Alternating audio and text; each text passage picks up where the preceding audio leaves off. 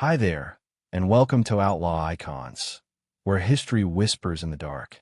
Tonight, we invite you to settle in for the story of Henry Hill, the mobster who broke every rule, survived against impossible odds, and lived to tell the tale that would become one of cinema's greatest masterpieces. This is the real story behind Goodfellas, a journey from the streets of Brooklyn to the witness stand that brought down an empire. Before we begin, tell us in the comments, where in the world are you listening from? And what time is it there right now? We love seeing this little underworld grow across countries and time zones. And if you're new here, hit that subscribe button and ring the notification bell, because every week, we bring you deep dives into the lives of history's most notorious outlaws, the untold stories behind the legends, and the truth that's even stranger than fiction. Now, take a deep breath, let the noise of the day drift away, and prepare to step into the world of wise guys, million-dollar heists, and the ultimate betrayal. From the cab stand where it all began, to the witness protection program where it all fell apart. This is the complete story of the man who survived to tell it all. This is Outlaw Icons, your sleepy dawn. Chapter 1. Streets of Brownsville. Picture a boy standing at his bedroom window in the summer of 1950. 11 years old, small for his age, staring down at the street below like he's watching a movie he desperately wants to be cast in. Across the street from his tenement building in Brownsville, Brooklyn, there's a cab stand. Not the kind of place you'd call for a ride to the airport. This is different. This is theater. Every day, men in tailored suits step out of gleaming Cadillacs. They move like kings through a kingdom of concrete and fire escapes. They laugh loud. They shake hands with both palms. Money changes hands in the open air like it's nothing more than a handshake between friends. The boy's name is Henry Hill, Jr., and he is mesmerized. His father is an electrician. Irish blood, quick fists when he's angry, which is often. His mother is Sicilian, an immigrant who crossed an ocean to scrub floors and raise 8 children in a neighborhood where hope comes in small doses. They work hard. They follow rules. They break their backs to keep food on the table and a roof overhead. And for what? To stay invisible, to stay poor. But those men across the street, they don't break their backs for anyone. Henry watches them every single day. He studies the way they carry themselves, the way people step aside when they walk past, the way cops nod and move along. He doesn't fully understand it yet, but he feels it. Power. Real power. The kind you can't learn in school. The kind you can't get from a union card or a time clock. And Henry Hill hates school. He's dyslexic, though nobody uses that word back then. They just call him slow, stupid, a daydreamer.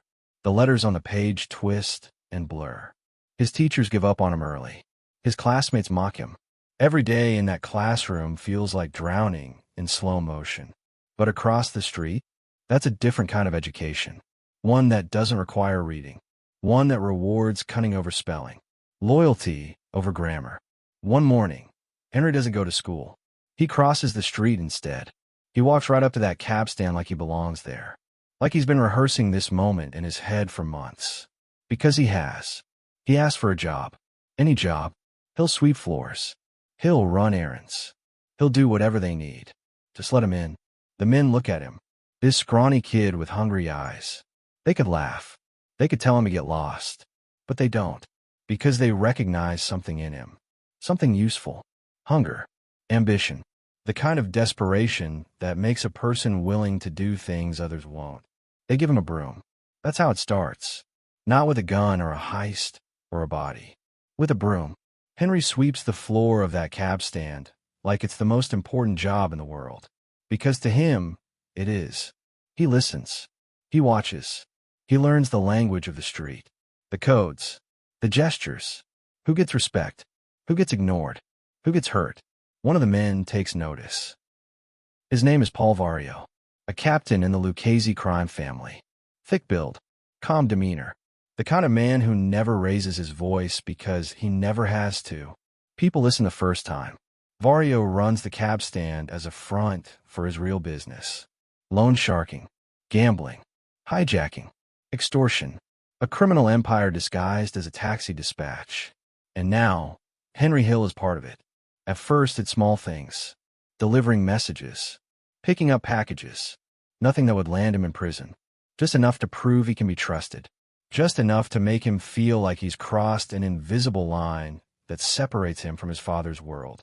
From the world of electricians and plumbers and men who bow their heads and say, "Yes, sir." Henry doesn't want to bow his head to anyone. His parents don't know. Or maybe they suspect, but don't want to believe.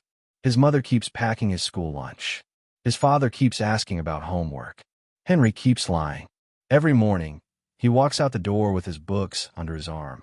Every morning, he heads straight for the cab stand. By age 14, Henry has stopped pretending. He drops out of school entirely. He tells his parents he got a construction job working for the Varios. It's not exactly a lie. He does work for them, just not the kind of work you put on a resume. The school sends letters home. Truancy notices. Warnings. The kind of mail that could ruin everything.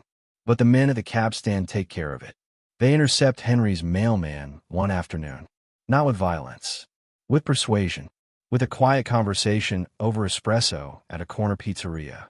From that day forward, every letter from the school gets delivered to the cab stand instead of the Hill family apartment. Problem solved. That's when Henry learns the most important lesson of his young life.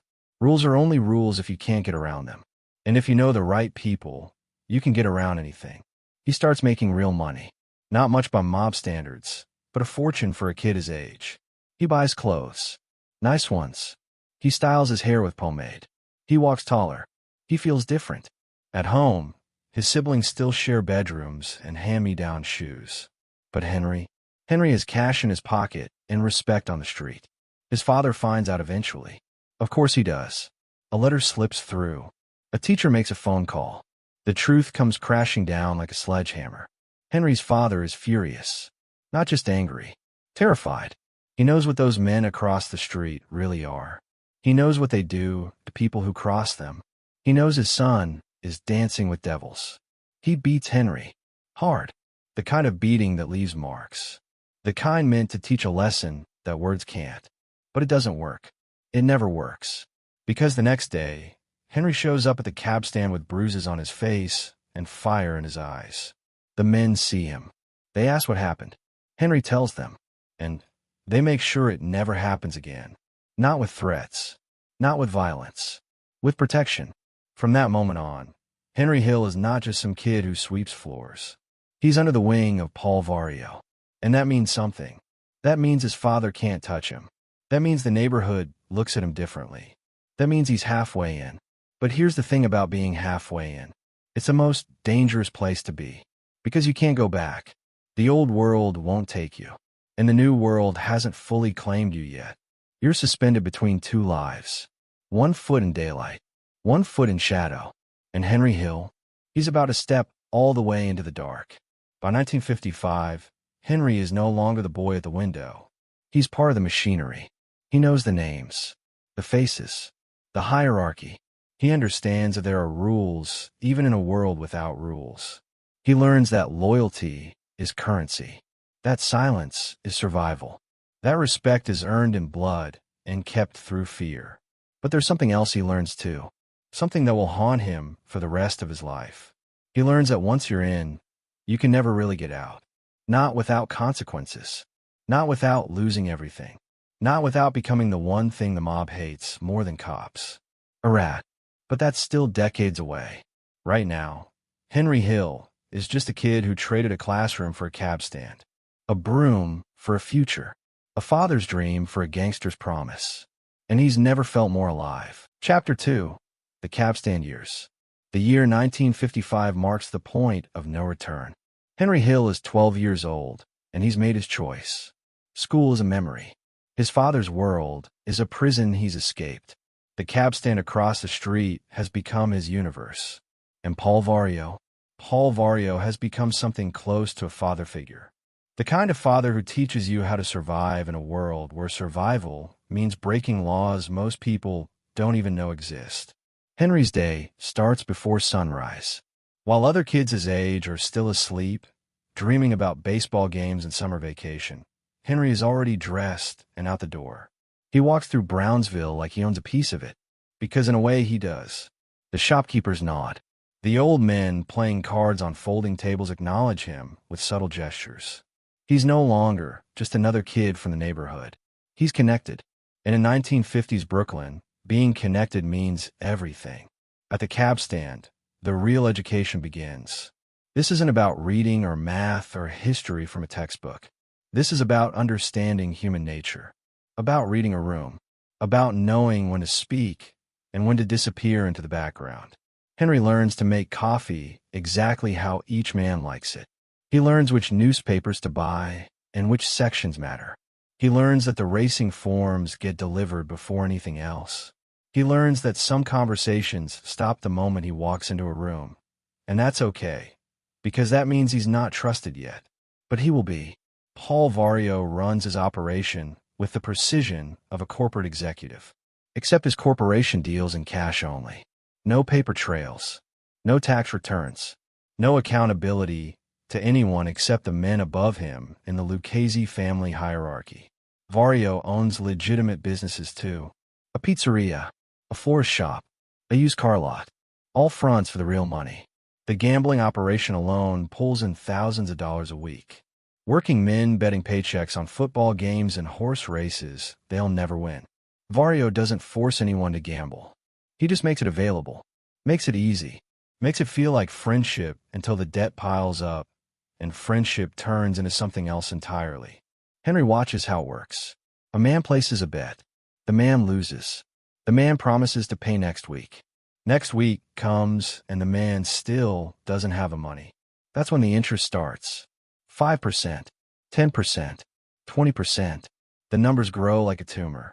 And when the man still can't pay, Vario offers a solution. Do a favor. Make a delivery. Look the other way at the right moment.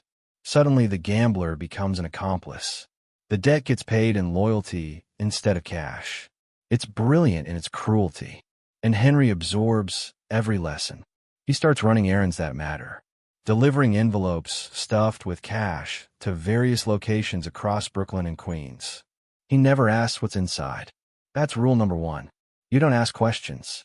You just do what you're told and keep your mouth shut.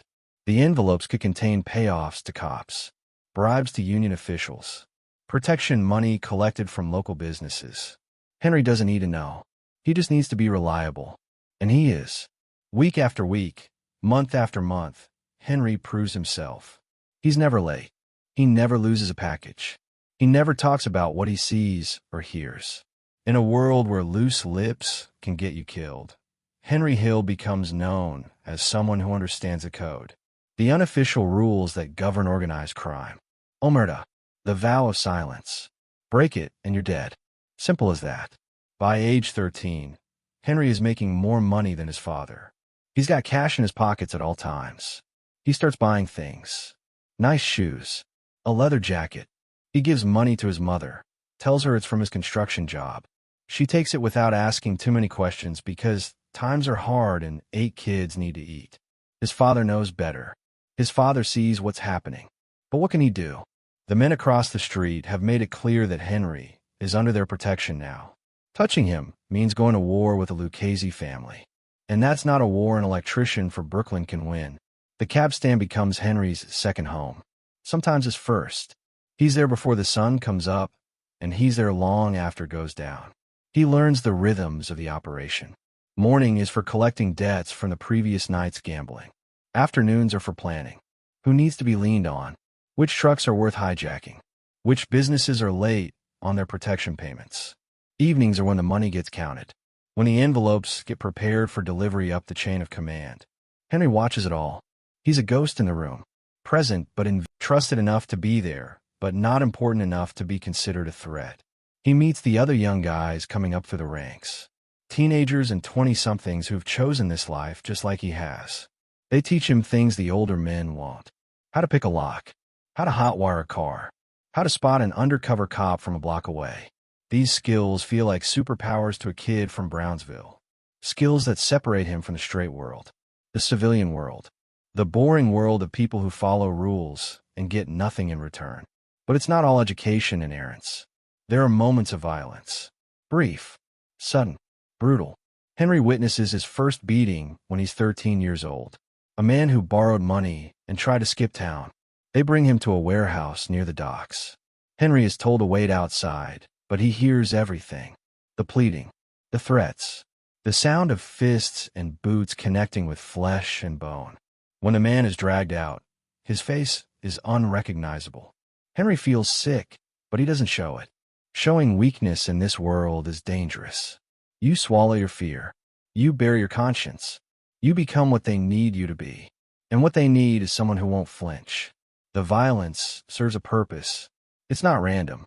It's communication. A message sent to everyone else who might be thinking about stepping out of line. Pay your debts. Keep your promises. Respect the system. Or end up like that guy in the warehouse. It's medieval in its simplicity. And it works. Henry learns to compartmentalize. To separate his actions from his emotions. To do what needs to be done without thinking too hard about the consequences. It's a survival mechanism. A way to exist in a world that would crush anyone with a functioning conscience. He tells himself these men deserve what they get. They made choices. They knew the risks. And in a strange way, Henry starts to believe it. Starts to see the world through the same lens as the men who've adopted him. By 14, Henry has his own small crew of friends. Kids from the neighborhood who want what he has. The respect, the money, the sense of belonging to something bigger than themselves. They're not official members of anything. They're too young, too untested. But they orbit around the cab stand like planets around the sun, hoping for scraps, hoping for a chance to prove themselves worthy. Paul Vario watches Henry closely during these years. He sees potential, not just as an errand boy, but as someone who could move up, someone who could handle bigger responsibilities. Vario starts giving Henry more complex tasks, delivering messages to other crews, picking up packages from locations Henry has never been to before. Each successful job is a test. Each test passed is another step deeper into the life.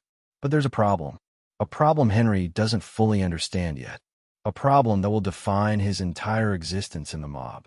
Henry Hill is not Italian, not fully. His mother is Sicilian, yes, but his father is Irish. And in the American Mafia of the 1950s, bloodline is everything. To become a made man, to be officially inducted into the family, you need to be 100% Italian. No exceptions. No negotiations. Henry can work for them. He can earn for them. He can kill for them if necessary. But he can never truly be one of them. He'll always be an associate. Always on the outside looking in. Always one step removed from the real power. It's a glass ceiling built on ancestry. And there's nothing Henry can do about it. But he doesn't care. Not yet. Not at 14. Right now, he's living a life his father could never imagine. He's got money. He's got respect. He's got a family that isn't bound by blood, but by something stronger. Mutual benefit. Mutual fear. Mutual understanding that they're all in this together, and the only way out is prison or death. The cab stand operates with mechanical efficiency. Every day, the same faces, the same routines, the same careful choreography of crime, disguised as legitimate business. Cabs come and go. Dispatchers take calls. On the surface, it looks legal, but underneath is a machine that generates money through violence and intimidation. A machine that Henry Hill is now an essential part of. His mother worries. She's not stupid. She knows her son isn't working construction. She knows the men across the street are dangerous. But she also knows that Henry is eating well, dressing well, contributing to the household. In a neighborhood where poverty is the default setting, can she really complain? Should she? These are questions immigrant mothers in Brownsville ask themselves in whispers late at night. Questions without good answers. His siblings watch him with a mixture of envy and fear. They see the money. They see the confidence. But they also see how their father looks at Henry now, with something close to grief. Like he's mourning a son who's still alive, but already lost. The dinner table becomes a war zone of silence. Henry eats fast and leaves faster. There's nothing to say. They're living in parallel universes now. Same apartment, different worlds. By the time Henry turns 15 in 1958, he's no longer a kid playing dress-up in a gangster's world. He's a working criminal. He's participated in hijackings. He's helped move stolen merchandise. He's collected debts from men twice his age. And he's learned the most important lesson of all. In this life, you're either the hammer or the nail. And Henry Hill has decided he's going to be the hammer. The cab stand is his training ground. Paul Vario is his mentor. The Lucchese family is his future. And the straight world? The world of school books and 9-to-5 jobs and playing by the rules. That world is for suckers. That world is for his father. That world is for people who don't have the stomach or the smarts to take what they want. Henry Hill wants everything, and he's willing to do whatever it takes to get it. Chapter 3, Army Interlude. 1960 arrives, and Henry Hill makes a decision that shocks everyone who knows him. At 17 years old, with 5 solid years of criminal apprenticeship under his belt, with money in his pockets and respect on the streets, Henry Hill joins the United States Army. Voluntarily. The kid who couldn't sit still in a classroom, who dropped out at 14, who's been running errands for the mob since he was 12, suddenly decides to serve his country in uniform. It makes no sense until you understand what happened in late 1957. The Appalachian Meeting, a gathering of mafia bosses from across the country at the rural estate of Joseph Barbara in upstate New York. It was supposed to be secret, a summit to discuss territory and settle disputes and coordinate operations. But a sharp-eyed state trooper noticed too many expensive cars with out-of-state plates converging on a quiet town that never saw that kind of traffic. He called for backup. Within hours, law enforcement descended on the property like an invading army. 63 mobsters were arrested that day. Bosses and underbosses and captains from families across America. Men who'd spent decades operating in the shadows suddenly had their photographs in every newspaper from New York to California. The myth of the American Mafia, the thing law enforcement claimed didn't exist, was exposed in a single afternoon, and the fallout was catastrophic. Lists started circulating. 5,000 names of suspected associates. Federal investigators building cases. Grand juries convening. Wiretaps being installed. The heat wasn't just intense. It was existential. Guys who'd never spent a day in jail were suddenly facing indictments. Legitimate businesses were being scrutinized. Bank accounts frozen. The entire ecosystem of organized crime was under assault. Paul Vario's name didn't make the newspapers. He wasn't important enough yet to be at Appalachian. But he felt the pressure like everyone else. Meetings got canceled. Operations were put on hold. Guys stopped showing up at the cab stand. The careful routine that had defined Henry's teenage years suddenly became chaotic and paranoid. Everyone was watching everyone else, wondering who might flip, who might wear a wire, who might decide that 20 years in prison wasn't worth the loyalty. Vario pulls Henry aside one afternoon in early 1960.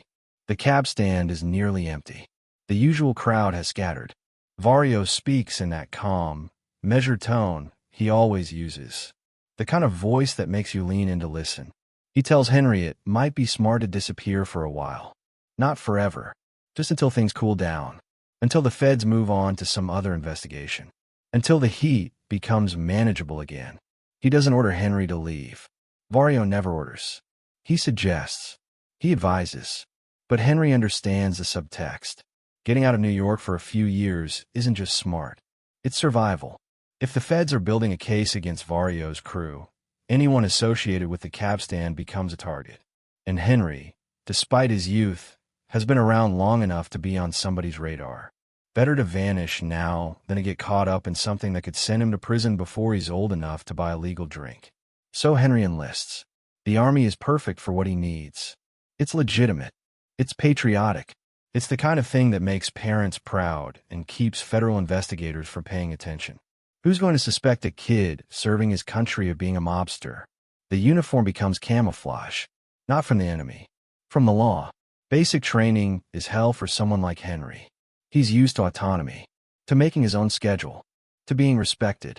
Now he's just another recruit getting screamed at by drill sergeants who don't care that he's connected back in Brooklyn. They don't care that he's got friends in high places. Here, he's nothing.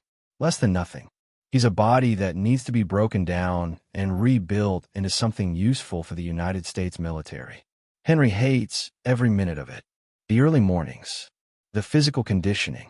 the endless repetition of tasks that seem designed purely to test obedience.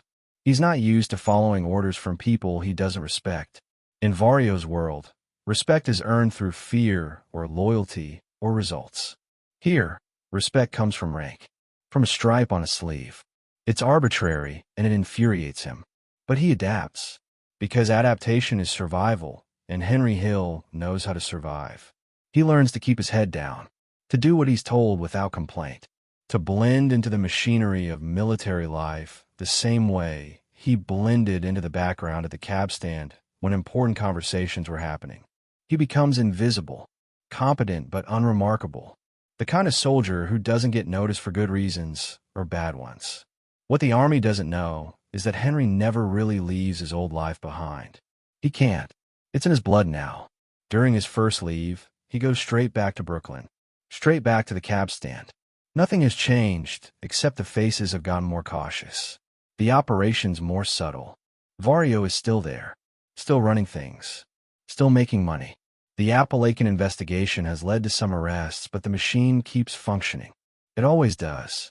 You arrest one guy, and 3 more step up to fill the vacuum. Henry brings Army stories back to the neighborhood.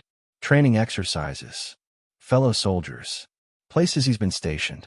But what he's really doing is checking in, letting Vario know he's still loyal, still interested, still waiting for the moment he can return permanently.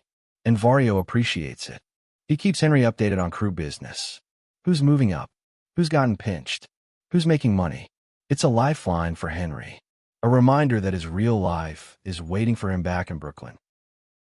The other soldiers have no idea who Henry really is. To them, he's just another working-class kid from New York who joined up because it beat working in a factory or driving a truck. They talk about girls and cars and what they're going to do when they get out. Henry talks about the same things, but his mind is always elsewhere, always calculating, always planning his return. During his 3 years in uniform, Henry learned some useful skills despite himself. Discipline, weapons training, how to follow a chain of command, how to work as part of a unit. These aren't things he thought he'd need, but they translate surprisingly well to mob life. The military and the mafia operate on similar principles when you strip away the patriotism and the criminality. Hierarchy, loyalty, following orders without question, severe consequences for betrayal. He also learns patience, something he didn't have much of before. In the mob, things happen fast. A guy needs a beating, you beat him today. A truck needs hijacking, you hijack it tonight. But the military teaches him that some operations take time. That rushing leads to mistakes. That waiting for the right moment is often the difference between success and failure. It's a lesson that will serve him well in the years to come. Henry writes letters home, carefully worded letters that say nothing of substance, but maintain connections. His mother keeps everyone. His father reads them with a mixture of hope and suspicion. Maybe the Army will straighten him out. Maybe it will give him a different path. Maybe he'll come home and get a real job and leave those men across the street behind. It's wishful thinking, and on some level his father knows it.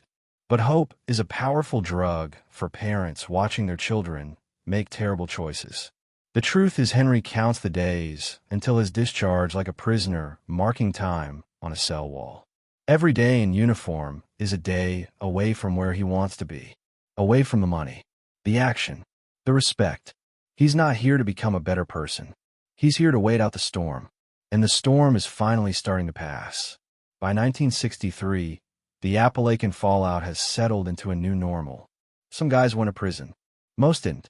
The families reorganized. The operations continued. Federal heat moved on to other targets.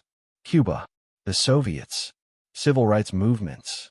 The mob slipped back into the shadows where it operates best.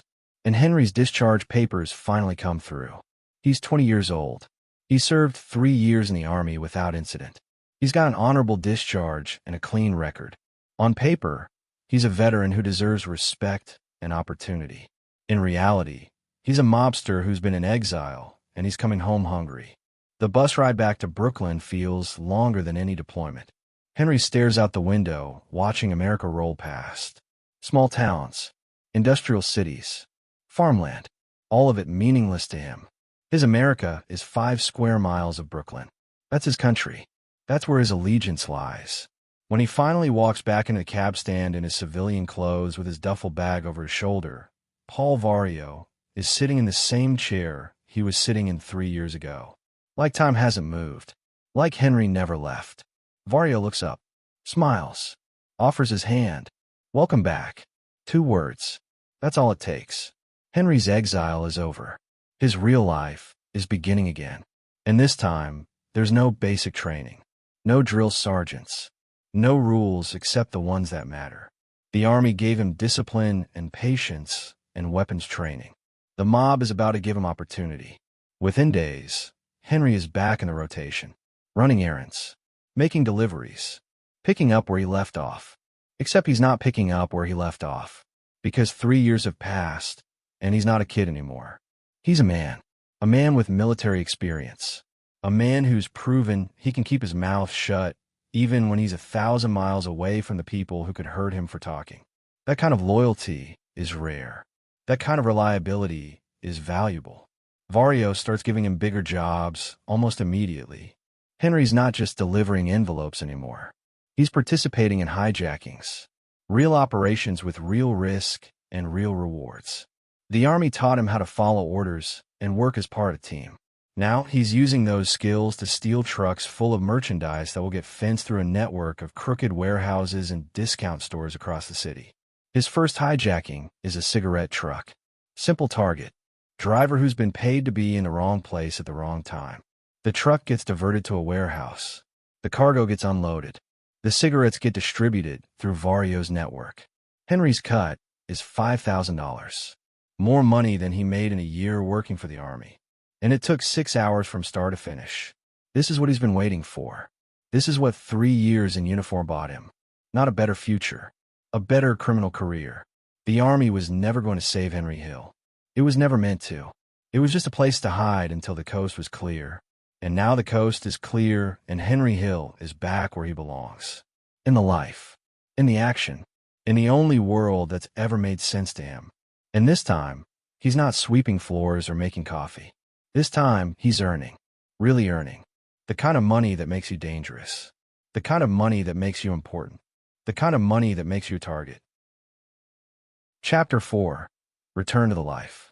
The cigarette truck hijacking changes everything. $5,000 for 6 hours of work. Henry Hill is 20 years old, and he's just made more money than most men in Brownsville make in a year of legitimate labor. He holds that cash in his hands and feels the weight of it. Not just the physical weight, the psychological weight. This is what power feels like. This is what freedom looks like. Green paper that opens doors and commands respect and proves that the 3 years he spent in Army exile weren't wasted. He came back at exactly the right moment. Paul Vario watches Henry closely during these first few months back. Vario is a student of human nature. He's built his criminal empire on his ability to read people, to know who can be trusted and who will crack under pressure, to identify talent before anyone else does. And what he sees in Henry Hill is someone who's evolved. The eager kid who swept floors is gone. In his place is a young man who understands patience and timing, who's learned discipline without losing his hunger. The Army didn't reform Henry. It refined him. Within weeks, Henry is working full-time for the crew again, not as an errand boy, as an active participant in operations that generate serious money. Vario runs his organization like a corporation. Different divisions handling different revenue streams.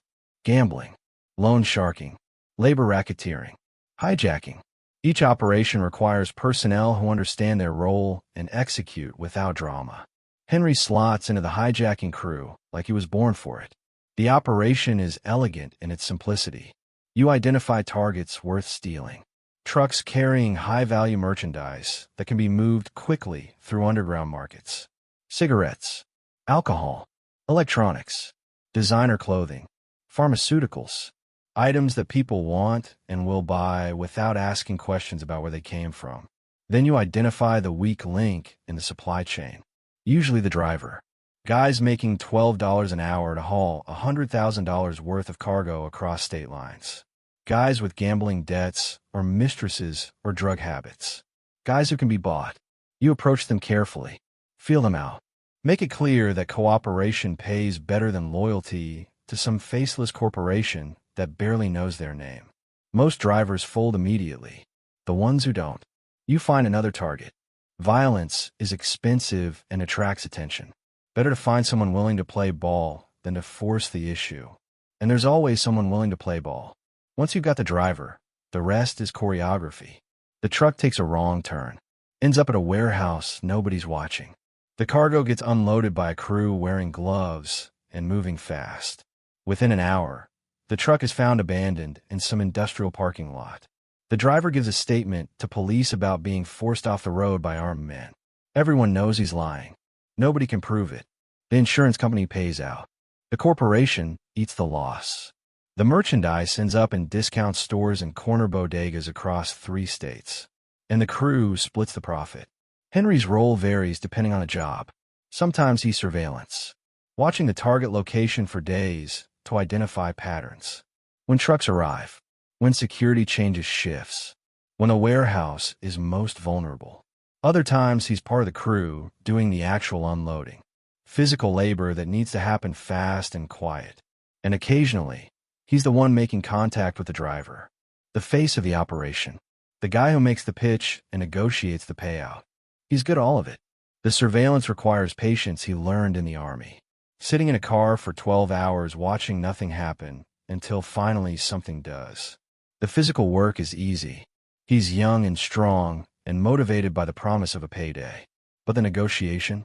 That's where Henry discovers a natural talent.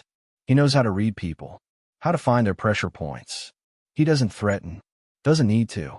He just lays out the reality in a way that makes cooperation seem like the obvious choice. You can make $5,000 for looking the other way. Or you can be loyal to a company that would replace you tomorrow without blinking. What's it going to be? The drivers almost always take the money. Between hijackings, Henry reconnects with old friends from the neighborhood. Guys who stayed straight and now work legitimate jobs. Construction, delivery services, sanitation. They meet for drinks, and the conversation always turns to money. They complain about their paychecks, about their bosses, about how hard they work for so little. Henry listens and says nothing about what he does. But he picks up the tab, every time, and they notice. They see his clothes, his car, the roll of cash he carries. They ask questions he deflects with jokes. But the message is clear. Henry's life is better than theirs. Easier, more lucrative. Some of them want in. They ask if there's work, if they can get connected, if Henry can introduce them to the right people. He's careful about who he brings around. Vario taught him that. You vouch for someone and they screw up, it's on you. Your reputation is your currency in this world. Spend it foolishly and you're worthless. So Henry only recommends guys he's known since childhood. Guys he trusts not to panic when things get complicated. Because things always get complicated eventually. One of those guys is Tommy DeSimone. They grew up on the same block, played in the same streets. Tommy's got Sicilian blood on both sides, which means he can become a made man someday. Something Henry can never be. But that's years away. Right now, Tommy is just another hungry kid looking to earn. He's wild though. Got a temper that ignites without warning. The kind of guy who takes disrespect personally and responds with fists before his brain has time to calculate consequences. It makes him dangerous, but it also makes him useful. Because sometimes you need someone willing to do things that others won't. Henry introduces Tommy to the crew. Vario approves. And just like that, Henry's got a partner. Someone his own age who understands a life the same way he does. They work hijackings together, split paydays, spend money in the same bars and nightclubs that cater to connected guys. Places where the owner comps drinks and the bartenders know to keep their mouths shut about who they see and what they overhear. The money flows like water. 5,000 here, 10,000 there. Some weeks Henry pulls in more cash than his father made in a year. He still lives at home, but he's barely there. Just a place to sleep between jobs. His mother stopped asking questions years ago. His siblings watch him with a mixture of awe and resentment. They're still living paycheck to paycheck. And Henry's walking around like he owns the city. In 1965, Henry meets Karen Friedman at a party. She's Jewish, middle class, the kind of girl who has no idea what Henry really does for a living. He tells her he works in construction, that he's got opportunities, that he's going places. It's not entirely a lie. He's going places, just not the kind of places you discuss with a girl from a nice family. But Karen is drawn to him, to his confidence, his money, the way people treat him when they walk into restaurants. She doesn't ask too many questions, and Henry doesn't volunteer too many answers. They get married quickly. Henry's 22. Karen's 20. They move into an apartment in a neighborhood where nobody knows his background, where he can play the role of a legitimate businessman. Karen decorates, cooks, talks about having kids someday. Henry goes to work every day, except his work is hijacking trucks and collecting gambling debts and doing favors for Paul Vario that he never tells his wife about. The double life feels natural to Henry. He's been practicing it since he was 12. One face for the civilians, another for the crew. Karen gets the version of Henry who takes her to dinner and buys her jewelry and promises a future that looks normal from the outside. The crew gets the version who will do whatever needs to be done without hesitation. Neither version is complete. Both versions are real, but maintaining the facade requires money. Lots of it. The apartment, the car, the restaurants, the appearance of success. It all costs. And Henry's not content with the income from hijackings anymore. He wants more, needs more. The problem with making good money is that good money stops feeling like enough. You adjust to the lifestyle. The lifestyle demands more income. More income requires more risk. It's a cycle that accelerates until you're so deep you can't remember what normal life looked like. Vario recognizes Henry's ambition and feeds it. He brings Henry deeper into the operation, introduces him to other made men in the Lucchese family, guys with more power and more connections and access to bigger scores. Henry meets Jimmy Burke, Irish like Henry's father, but connected to the Lucchese family through decades of earning. Burke is a legend in certain circles, a career criminal who's pulled off some of the most profitable hijackings in New York history. He's methodical, patient, and absolutely ruthless when necessary. Burke sees potential in Henry, the same thing Vario saw years ago. Someone who's smart enough to plan, but hungry enough to execute. Someone who won't quit when things get difficult. Burke starts bringing Henry on more complex jobs. Not just hijackings, but full-scale robberies that require planning and coordination and nerves of steel. The paydays are bigger. 20,000, 30,000. Splits that make Henry feel invincible.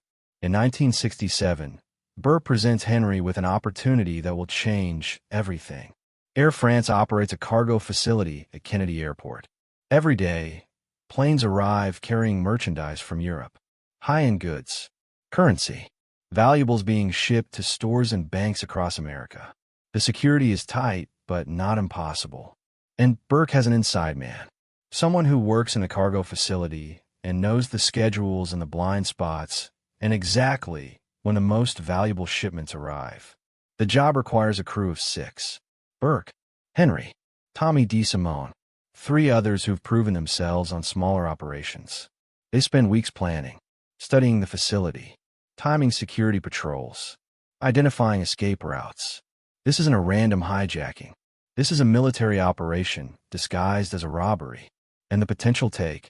Over $400,000. More money than Henry has ever seen. More money than he imagined possible from a single job. The night of the robbery, Henry feels something he hasn't felt in years. Fear. Real fear. Not the nervous energy before a hijacking, but genuine terror at what could go wrong. They're robbing an international airline at one of the busiest airports in the world. If this goes sideways, people die or go to prison for decades. There's no middle ground. But the fear is intoxicating. It sharpens his focus, makes every detail crystal clear. This is what he was born for. This moment, this risk, this insane gamble that could set him up for life or destroy him completely. They hit the facility just after midnight. Masks, guns, moving with precision that comes from endless rehearsal. The inside man has disabled the alarm. The security guards are controlled with a minimum of violence. The crew moves through the facility like they own it. loading currency and merchandise into a truck that's waiting exactly where it's supposed to be. 11 minutes from entry to exit. Clean. Professional. Perfect. The take is $420,000. Splits 6 ways. Henry's cut is $70,000. More money than his father will make in a decade. More money than Henry thought existed when he was sweeping floors at the cab stand 12 years ago. He holds his share and realizes something profound. He's not just a criminal anymore. He's a successful criminal. The kind that makes the newspapers. The kind that other crews talk about with respect. The kind that Paul Vario and Jimmy Burke trust with their most important operations. Henry Hill is 24 years old, and he's arrived. He's got money, status, a wife who thinks he's legitimate, a crew that treats him like family, and a future that seems limitless as long as he keeps his mouth shut and follows the rules. The rules that govern this secret world he's chosen. The rules that keep everyone rich and free and alive. Chapter 5. The Golden Years. $70,000 changes a man. Not just what he owns, but how he sees himself.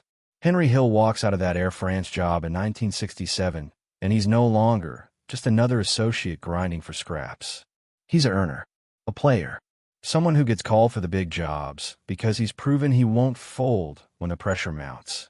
And in the world of organized crime, reputation is the only currency that matters more than cash. The money goes fast. That's the thing about criminal income. It burns through your hands like you're trying to hold fire. Henry buys a new car, a Cadillac, black with chrome that catches sunlight like a mirror. In Brownsville, driving a car like that sends a message. You're connected. You're successful. You're someone who matters.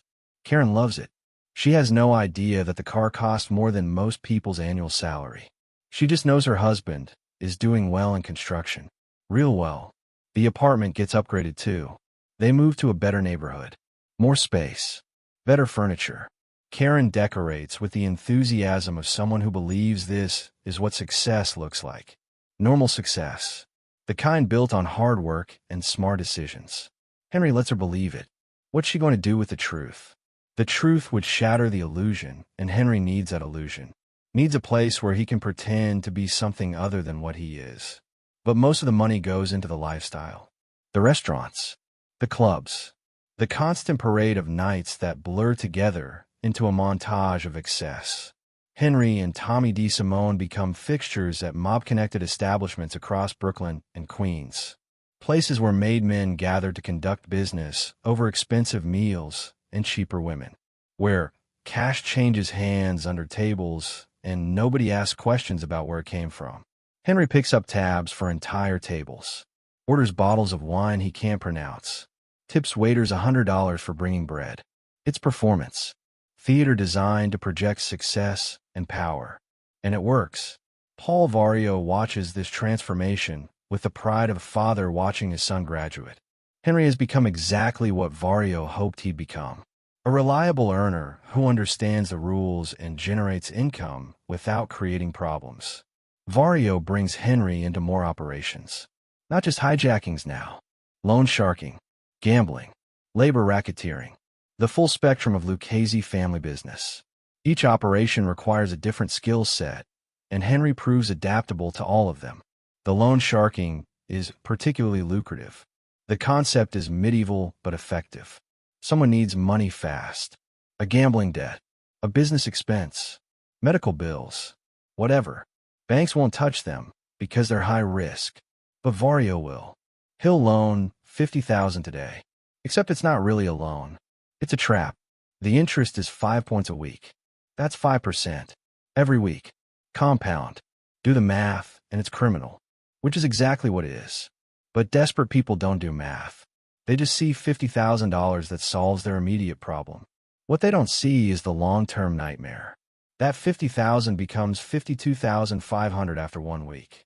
$55,125 after 2 weeks. The numbers grow like a tumor. And when they can't pay, that's when guys like Henry show up. Not with violence. Not at first. With conversation. With understanding. With solutions that sound reasonable until you realize what you're agreeing to. You can't pay. No problem. You got a business? Great. We'll send some guys to work there. They'll be on your payroll, but they won't actually work. You'll just pay them. Consider it interest. Or maybe you've got access to merchandise. Trucks coming and going from a warehouse you manage. You just look the other way at the right time. That's all. Just look the other way. Suddenly the debt gets paid in favors instead of cash. And the person who took the loan is now an accomplice. Complicit. Trapped. Henry collects from dozens of people every week. Businessmen, bookies, gamblers who thought they could beat the odds. He walks into their establishments with a smile, and they hand over envelopes of cash like it's rent. Because it is rent, they're renting their continued existence, their ability to operate without problems. Henry takes the money and delivers it up the chain. Vario gets his cut. The family gets theirs. And Henry keeps what's left, which is still substantial. But it's the hijackings that Henry loves most. There's an art to it, a precision that appeals to something deep in his personality. The planning phase alone can take weeks. Identifying the target, learning the route, finding the driver's weakness.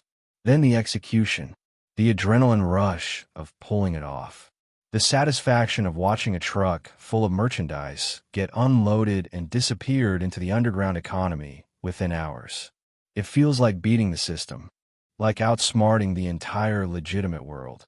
Jimmy Burke becomes Henry's primary partner in these operations. Burke is a decade older and infinitely more experienced. He's been hijacking trucks since before Henry was born. He knows every angle, every potential problem, how to maximize profit and minimize risk. Burke operates with cold calculation that borders on genius. He never rushes, never takes unnecessary chances. Every job is planned down to the minute, and it shows in the success rate. Burke's crew rarely fails, and when they do succeed, they succeed big. Tommy DeSimone rounds out the core trio.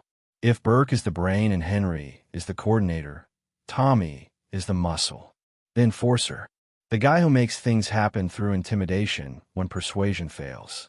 Tommy's got a reputation for violence that precedes him. He's killed people. Everyone knows it. Nobody talks about it. But the knowledge hangs in the air when Tommy walks into a room. Drivers cooperate because they're afraid of Tommy. Debtors pay because Tommy might show up next time. Fear is a tool, and Tommy wields it like a craftsman. The three of them form a machine that generates money with industrial efficiency. Burke plans the jobs. Henry coordinates the details. Tommy provides enforcement. They split the profits and reinvest in the lifestyle that defines mob success. Cars, clothes, jewelry, everything visual, everything designed to broadcast wealth and power. Because in this world, perception becomes reality. Look successful, and people treat you like you're successful. Act like you're untouchable, and people believe you're untouchable. Henry's marriage to Karen exists in a parallel universe. She's pregnant by 1968, their first child on the way. She's building a nest, talking about schools and neighborhoods, and all the things young mothers talk about when they're planning a future. Henry nods and agrees and writes checks for whatever she needs. But his mind is always somewhere else. On the next job, the next score, the next opportunity to prove himself to the people who actually matter in his life. Karen knows something's wrong. She's not stupid. She sees the hours he keeps, the phone calls at odd times, the way certain people treat him with deference that doesn't make sense for a construction worker. But she doesn't push. Maybe she doesn't want to know. Maybe she's content with the lifestyle, even if the source is questionable. Maybe she's trapped by her own complicity, spending money she suspects isn't earned legally, but enjoying it too much to ask questions. Their daughter Gina is born in 1968. Henry holds her in the hospital and feels something unexpected. Love. Real love that has nothing to do with money or power or respect. Just pure biological connection to this tiny human who depends on him completely. It scares him, because caring about something means it can be used against you. Means you have a weakness, and weakness in his world gets exploited. But the fear doesn't change his behavior. He's too deep, too committed. The life isn't just what he does. It's who he is. Being a father is something that happens in the margins. The brief hours between jobs when he goes home and plays the role of husband and dad. Then the phone rings and he's gone again. Back to the restaurants, the clubs, the crew. Back to the only family that really understands him. Paul Vario treats Henry like a son by this point. Better than a son, because sons inherit through blood. Associates earn through performance. And Henry performs brilliantly. Week after week, month after month, generating income and solving problems and proving his value over and over. Vario rewards this loyalty with access. He brings Henry to meetings with other made men, introduces him around, opens doors that stay closed to most associates. It's as close to being made as someone with Irish blood can get. The Lucchese family operates like a shadow government. They control unions, infiltrate legitimate businesses, collect tribute from anyone operating in their territory. Construction companies pay. Restaurants pay. Trucking companies pay. Everyone pays. It's a tax system without the pretense of providing services. You pay for the privilege of operating without problems. And if you don't pay, problems arrive. Fires, vandalism, violence. The message is clear. Pay or suffer. Henry participates in this system without moral conflict. He doesn't see himself as a criminal. He sees himself as a businessman operating in a gray market that exists because people want things they can't get legally. Stolen merchandise at discount prices. Loans that banks won't provide. Gambling on sports. Prostitution. Drugs. The demand exists whether the mob supplies it or not. They're just meeting market needs. That's how Henry justifies it. That's how they all justify it. By 1970, Henry's pulling in $40,000 a month. Some months more. The numbers are staggering for someone who's 27 years old with no formal education. His father made $12,000 a year as an electrician and felt lucky to have it. Henry spent that much on clothes, on meals, on showing off for people whose respect he craves. The money is both a blessing and a curse. It validates his choices, proves that dropping out of school and joining the mob was the right decision. But it also creates expectations, obligations, debts that aren't financial but social. When you're making that kind of money in the mob, you're expected to share, to invest in other operations, to loan money to guys who need a stake for their own jobs, to bail people out when they get arrested, to support families of guys who are doing time. It's a communal system disguised as capitalism. Everyone earns, but everyone contributes. And if you're not contributing enough, you're not earning enough. So you take more risks, pull more jobs, generate more income. The cycle accelerates.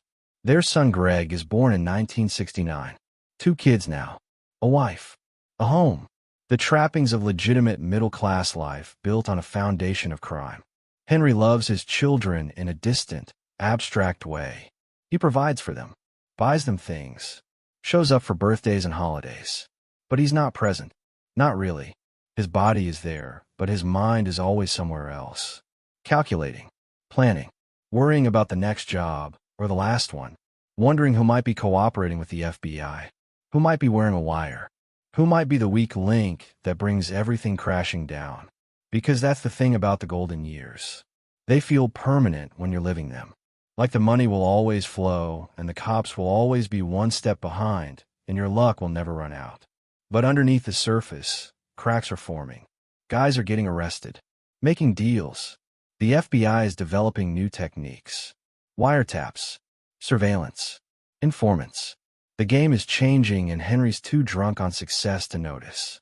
The crew keeps pulling jobs, keeps making money, keeps living like kings in a kingdom built on stolen merchandise and violence and corruption. And for a while it works. For a few golden years, Henry Hill has everything he wanted since he was 12 years old watching those men in suits outside the cab stand. He has respect. He has money. He has power. He has a family in both the biological and criminal sense. What he doesn't have is security. Because security doesn't exist in this world. You're only as safe as your last job. Only as protected as your current value. And the moment you stop being useful, you become a liability. A problem that needs solving. Henry understands this intellectually, but he doesn't feel it. Not yet. He's too young, too successful, too convinced of his own importance. The golden years shine bright, but gold doesn't last forever, especially when it's stolen. Chapter 6, Behind Bars. 1972, shatters the illusion. Henry Hill is 29 years old, and he makes a mistake. Not a small mistake. Not the kind you can smooth over with cash or a favor. The kind of mistake that ends with handcuffs and a judge and years of your life disappearing behind concrete walls and razor wire. It starts with a gambler. There's always a gambler. Guy's in Vario's operation for $30,000. Big debt, but not unmanageable for someone who owns a business or has assets. This guy is neither. Just promises and excuses, and the kind of desperation that makes people do stupid things. Henry's been collecting from him for months. 500 here, 1,000 there. Payments that barely cover the interest, while the principal keeps growing like a cancer. One afternoon, the gambler doesn't have the payment. Not even a partial. Just apologies and explanations about cash flow, and next week for sure. Henry's heard it before. They've all heard it before. It's the song desperate men sing when they're drowning. Usually you apply pressure. Make threats. Remind them what happens to people who don't pay. But this guy has a sister. And the sister works for the FBI. Henry doesn't know this. Nobody knows this. It's not something the gambler advertised. But when Henry loses his temper and beats the guy bloody in his own living room, when he breaks the guy's nose and cracks 2 ribs and leaves him choking on his own blood, the gambler doesn't call the police. He calls his sister. And his sister makes one phone call that changes everything. The arrest happens 3 days later. Federal agents. Not local cops who can be reasoned with or paid off. Federal agents who've been building a case against Vario's crew for months and were just waiting for the right excuse. Assault. Extortion. Operating an illegal gambling operation. The charges stack up like a house of cards, except this house doesn't fall. It stands. Documented. Witnessed. Prosecutable. Henry gets bail. $20,000. Vario fronts it without hesitation. That's how the system works. You take care of your people when they're in trouble. You post bail. You pay for lawyers. You make sure they know they're not alone. Because a guy who feels abandoned is a guy who might start talking to prosecutors. And talk is what destroys organizations. Not violence. Not competition. Betrayal. So you invest in loyalty. You make sure everyone understands that standing up means getting rewarded. The trial is a foregone conclusion. The evidence is overwhelming. The gambler testifies. His sister testifies. Bank records show a pattern of payments that can't be explained as anything legitimate.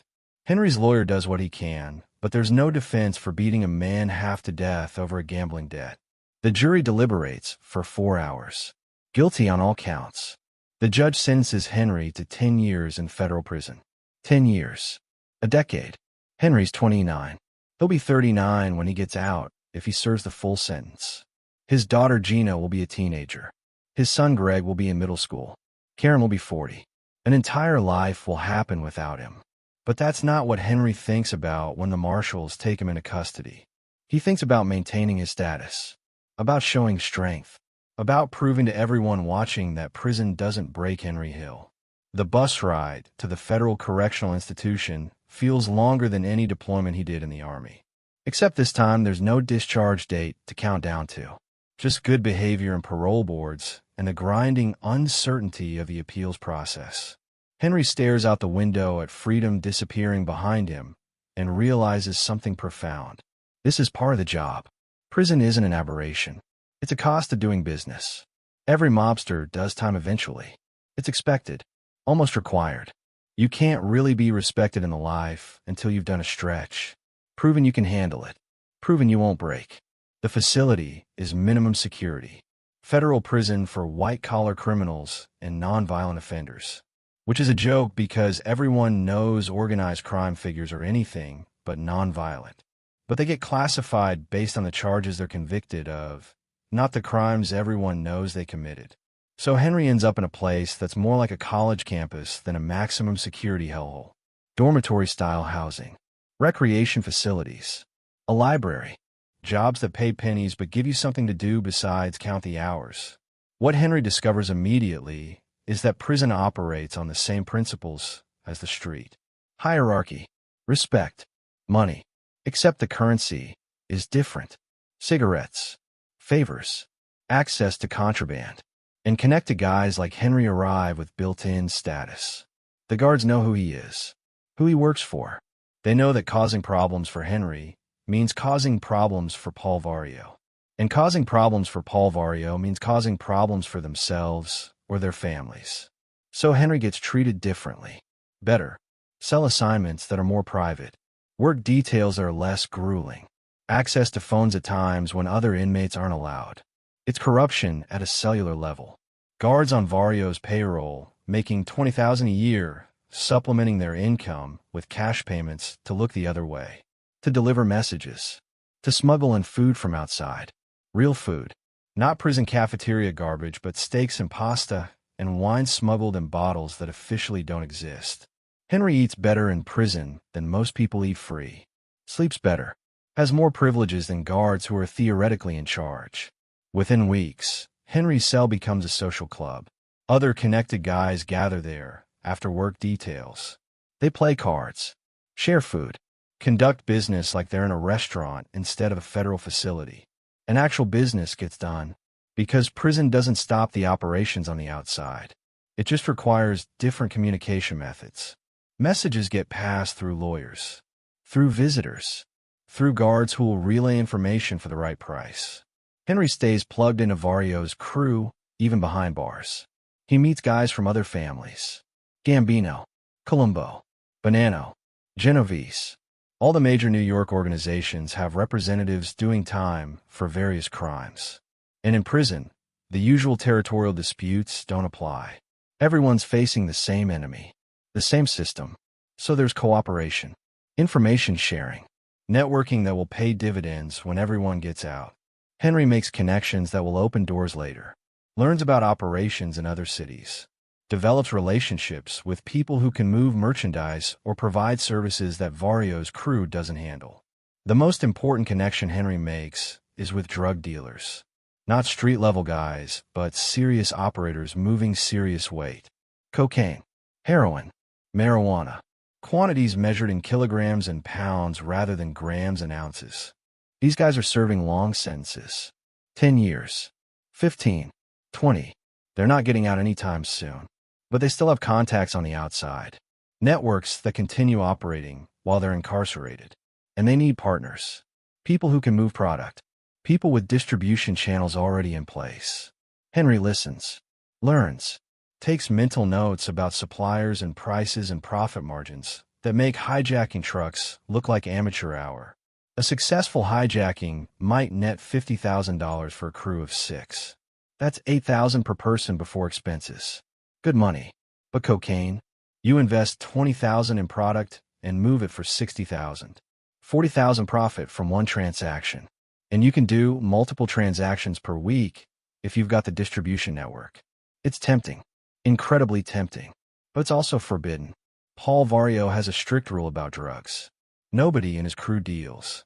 It brings too much attention. Too much federal scrutiny. Local cops might look the other way for hijackings and gambling.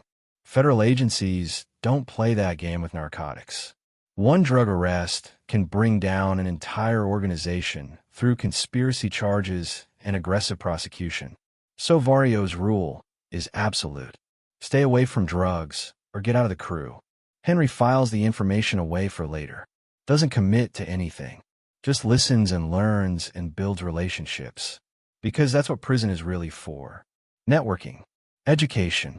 Building a curriculum vitae of criminal contacts that will be valuable upon release. It's like graduate school for organized crime. You go in knowing how to hijack trucks. You come out knowing how to move cocaine internationally. Karen visits every week. She brings the kids when she can. They sit in the visiting room, surrounded by other families maintaining ties to incarcerated men. Gina's 4 years old and doesn't understand why Daddy lives here now. Greg's 3 and cries every time they have to leave. Karen holds it together during the visits. Smiles. Talks about home and the neighborhood and her mother's cooking. Normal things designed to maintain normalcy. Then she goes home and cries. Henry knows this. Knows his choices have consequences that extend beyond himself. But knowing doesn't change anything. Doesn't make him reconsider his path. Just makes him more determined to make money when he gets out. To compensate his family for this lost time with financial security. Time moves differently in prison. Days blur together. Weeks become months. Seasons change outside walls he can barely see. Henry marks time through visits and phone calls and letters from the outside. Vario writes regularly. Nothing incriminating.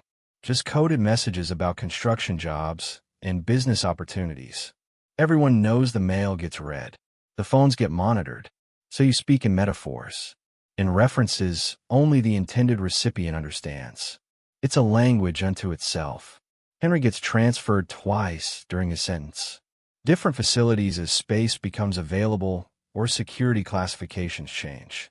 Each transfer means losing the privileges he's built up. The relationships with guards. The cell arrangements. The social structure. Then he has to rebuild it all. Prove his connections. Reestablish his status. It's exhausting but necessary. Because without status, prison becomes dangerous. You're just another inmate. Vulnerable. Forgettable. The drug conversations continue. Different guys at different facilities, but the same basic pitch. The money's incredible. The risk is manageable if you're smart. The demand is endless. America is developing an appetite for cocaine that can't be satisfied fast enough. Middle-class professionals snorting lines at parties. Blue-collar workers looking for energy to work double shifts. Musicians. Athletes. Housewives. Everyone's a potential customer. The market is exploding, and the guys who get in early will make fortunes that dwarf anything possible through traditional mob rackets. Henry listens. His mind does the math. Compares what he's making through Vario's crew to what he could make moving product. The numbers are staggering. Life-changing. Generational wealth kind of numbers. But there's still Vario's rule. Still the prohibition. Still the understanding that crossing that line means exile from the only family that matters. By 1976, Henry served 4 years. Good behavior gets him paroled early. 4 years of a 10-year sentence. The parole board reviews his case and sees a model prisoner. Work assignments completed. No disciplinary incidents. Participating in rehabilitation programs. They don't see the underground operations. The contraband smuggling. The business relationships built on criminal enterprise. They see what Henry wants them to see. A reformed man ready to rejoin society as a productive citizen. The day of his release, Paul Vario is waiting outside, sitting in a Cadillac, smoking a cigar, smiling like Henry's returning for vacation instead of prison. He opens the door. Welcome home. 2 words that mean everything. Because home isn't Brooklyn or his apartment or even his family. Home is the crew, the life, the world he never really left, even when he was locked up. They drive to a restaurant. Vario's arranged a party. Everyone's there. Tommy, Jimmy Burke, dozens of associates and connected guys. They eat. They drink. They celebrate Henry's return. But underneath the celebration is calculation. 4 years is a long time. The operations have evolved. New guys have moved up. The hierarchy has shifted. Henry needs to prove himself all over again. Needs to show he's still valuable. Still hungry. Still willing to do whatever it takes. And he is. More than ever. Because prison taught him something Vario never could. Taught him that the system can take your freedom anytime it wants. That the rules everyone follows are just agreements that can be broken when convenient. That the only security comes from having enough money to insulate yourself from consequences. Henry Hill walks out of prison with new contacts, new ideas, and new appetites that will eventually destroy everything he's built. But right now, he's just happy to be free. Happy to be home. Happy to get back to earning. The golden years are behind him. The desperate years are coming. But first, there's one more score to pull. One more heist that will make history. One more job that everyone will remember. And it's already being planned. Chapter 7. The Lufthansa Heist. Planning. 1978. 2 years after Henry Hill walks out of federal prison. 2 years of rebuilding his position in the crew. 2 years of proving he hasn't lost his edge. 2 years of watching money flow through operations he helped orchestrate while wondering if there's something bigger out there. Something that could set him up for life. Something that could make him a legend. The answer walks into Robert's Lounge on a humid afternoon in July. Robert's Lounge is Jimmy Burke's bar in Ozone Park, Queens. It's not really a bar in the traditional sense. It's a headquarters disguised as a neighborhood watering hole. The kind of place where connected guys gather to conduct business without saying anything that could be used in court. Where trucks get hijacked in conversation over coffee. Where problems get solved with handshakes and threats delivered with smiles. Burke owns it, operates it, uses it as the nerve center for his operation within the Lucchese family structure. The man who walks in that afternoon is Martin Krugman. Marty, a bookmaker who runs a wig shop as a front for his gambling operation. He's got connections to various crews, but he's not made. Not connected in the way that matters. He's a facilitator, a guy who knows people and moves information and occasionally stumbles onto opportunities he can't exploit alone. And today, he's stumbled onto something massive. Marty's been talking to a guy named Louis Werner. Werner works for Lufthansa Airlines at Kennedy Airport. Not a pilot or executive. A cargo supervisor. The kind of guy nobody notices. The kind who punches a clock and goes home and leads a life so ordinary it's invisible. Except Louis Werner has a problem. Actually, he has several problems. Gambling debts. Serious gambling debts. $20,000 serious. The kind of debt that grows teeth and starts biting when you can't pay. Werner's been trying to scrape together the money for months. Borrowing from friends. Selling possessions. Getting deeper into the hole every week. But Werner has something valuable. Information. Access. Knowledge about how Lufthansa's cargo operation works. And more importantly, knowledge about what comes through that cargo facility on a regular basis. Currency. American dollars that have been exchanged in Germany by servicemen and tourists. Cash that gets flown back to the United States and sits in a vault at Kennedy Airport waiting to be picked up by armored trucks and delivered to banks. Millions of dollars. Just sitting there. Protected by security that's designed to look intimidating, but is actually vulnerable if you know the weak points. Werner tells Krugman about it. Not as a robbery proposal. Just as conversation. Just venting about how unfair it is that he's drowning in debt while millions of dollars sit 20 feet from his desk. Krugman listens with the attention of a man who's built a career on recognizing opportunities. He asks questions. Careful questions. How much cash? What does it arrive? How long does it stay in the facility? Who has access? Werner answers without realizing he's providing a blueprint for a robbery. Krugman brings this information to Henry Hill. They meet at a diner in Brooklyn. Public place. Lots of noise. Impossible to surveil effectively. Krugman lays out what he knows. A Lufthansa cargo supervisor with gambling debts and inside access. Shipments of currency that arrive predictably. A vault that holds millions. Henry listens and does the math. If Werner's telling the truth, this could be the biggest cash robbery in American history. But it's also incredibly risky. Kennedy Airport isn't some warehouse in Brooklyn. It's federal property. International commerce. The kind of target that brings every law enforcement agency in the tri-state area down on whoever's responsible. Henry tells Krugman he needs to talk to Jimmy Burke. This is too big for conversation over coffee. Too complex for anything but Burke's methodical planning and decades of experience. Burke has pulled jobs that other crews only talk about. He's hijacked trucks carrying millions in merchandise. Robbed warehouses that were supposed to be impenetrable. He's a criminal architect. And if this Lufthansa job is real, if it's actually possible, Burke's the only person who can make it happen. They meet at Robert's Lounge the next evening. Burke, Henry, Krugman, Tommy DeSimone, and Paul Vario. Because a job this size requires approval from the top. You don't rob an international airline without getting permission from your capo. Vario listens to Krugman's pitch, asks questions that cut through the excitement, and focus on logistics. How reliable is Werner? Can he be trusted? What's the security situation? Where are the escape routes? What's the heat going to be like after? Krugman doesn't have all the answers. He's a bookmaker, not a planner. But he's got Werner's phone number, and Werner's desperate enough to talk. Vario tells Burke to investigate. Do reconnaissance. See if this is a real opportunity or just a gambler's fantasy.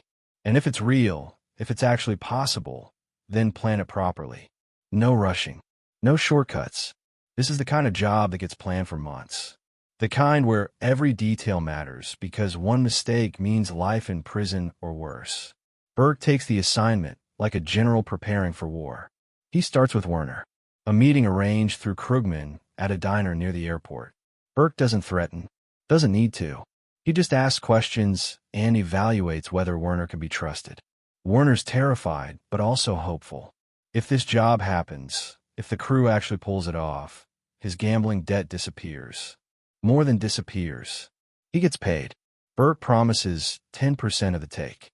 Werner agrees without negotiating. He's not in a position to negotiate. Over the next several weeks, Werner provides information that transforms a vague opportunity into a concrete plan. He explains how the Lufthansa cargo facility operates, how shipments arrive and get processed, how the vault system works, who has keys, when shifts change, where security cameras are positioned, whether blind spots exist. He brings photocopied documents, schedules, floor plans, everything Burke needs to build a strategy. Burke studies this material like he's preparing for a doctoral thesis. He drives to Kennedy Airport multiple times, parks in different locations, watches trucks come and go, times security patrols, identifies patterns. He's looking for the moment of maximum vulnerability, the window when the most cash is present with the least security. Werner tells him it's Monday mornings. Currency shipments arrive Friday or Saturday. They sit in the vault over the weekend because armored trucks don't pick up on weekends. By Monday morning, the vault can hold $5 million or more, just sitting there, waiting. Burke assembles his crew carefully. Not just skill, but psychology. He needs guys who won't panic, who can execute under pressure, who understand that violence is a last resort because violence creates witnesses and witnesses create prosecutions. Tommy DeSimone is obvious. Tommy's a stone-cold killer when necessary, but he can also control himself when the job requires subtlety. Angelo Sepe, Louis Cafra, Joe Manry, Paolo Licastri, Robert McMahon, each selected for specific abilities, each with a history of successful jobs, each desperate enough for money to take the risk. Henry's role is coordination. He's not going inside the facility. That's for younger guys with less to lose. Henry's got a family, a parole officer he reports to monthly, an arrest record that means another conviction sends him away for decades. So he stays in the background, helps with planning, coordinates logistics, makes sure everyone knows their role. He's the executive producer of a criminal production. Burke's the director. The crew are the actors. And the script is being written in real time as more information comes in from Werner. They need vehicles. A van for the crew going inside. Backup cars in case something goes wrong. Stolen plates. Clean vehicles that can't be traced back to anyone connected to the operation. Burke handles this through contacts in the car theft world. Professional boost crews who can deliver specific vehicles on specific dates. The van needs to be unremarkable. The kind you see 1,000 times a day and never remember. A black Ford Econoline.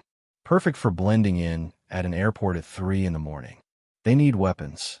Not to use, but to intimidate. The goal is zero violence. Get in. Control the employees. Open the vault. Load the money. Get out.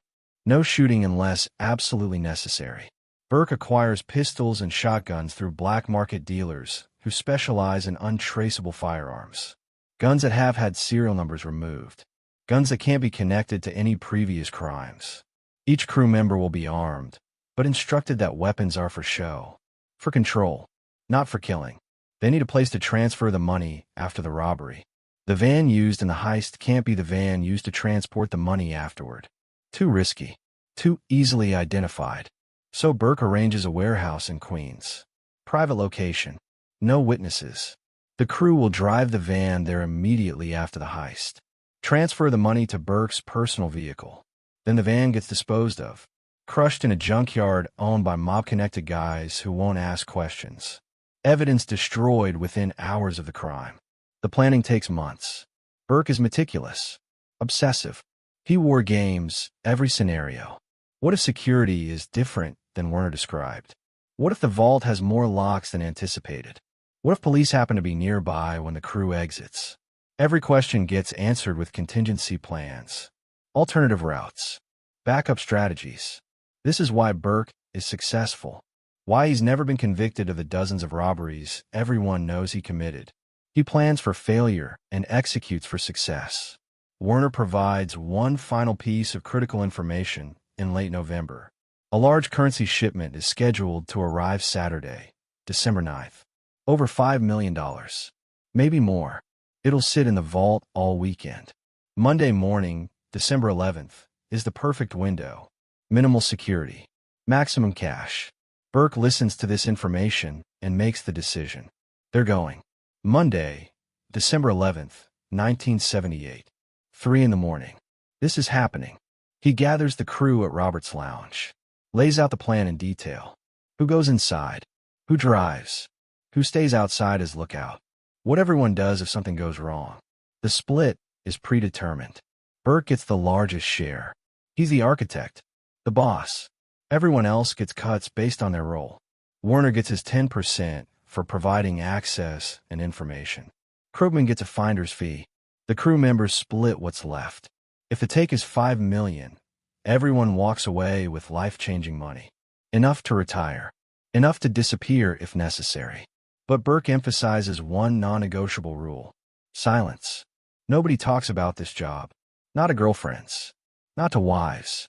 Not to other crew members who aren't involved. This is need to know, and only 6 people need to know. Loose lips sink ships, and loose lips in this context mean life in federal prison. Everyone nods. Everyone agrees. Everyone understands the stakes. The week before the heist, Henry barely sleeps. He goes through the motions of normal life. Dinner with Karen and the kids. Checking in with his parole officer. Pretending everything is routine. But his mind is racing through the plan. Identifying potential problems.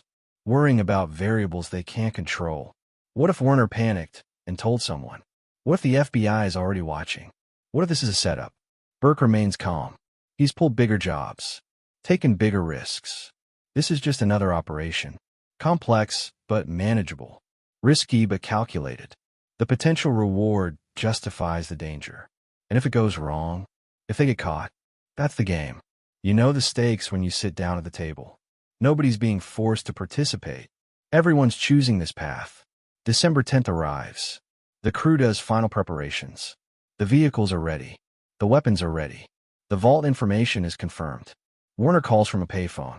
The shipment arrived on schedule.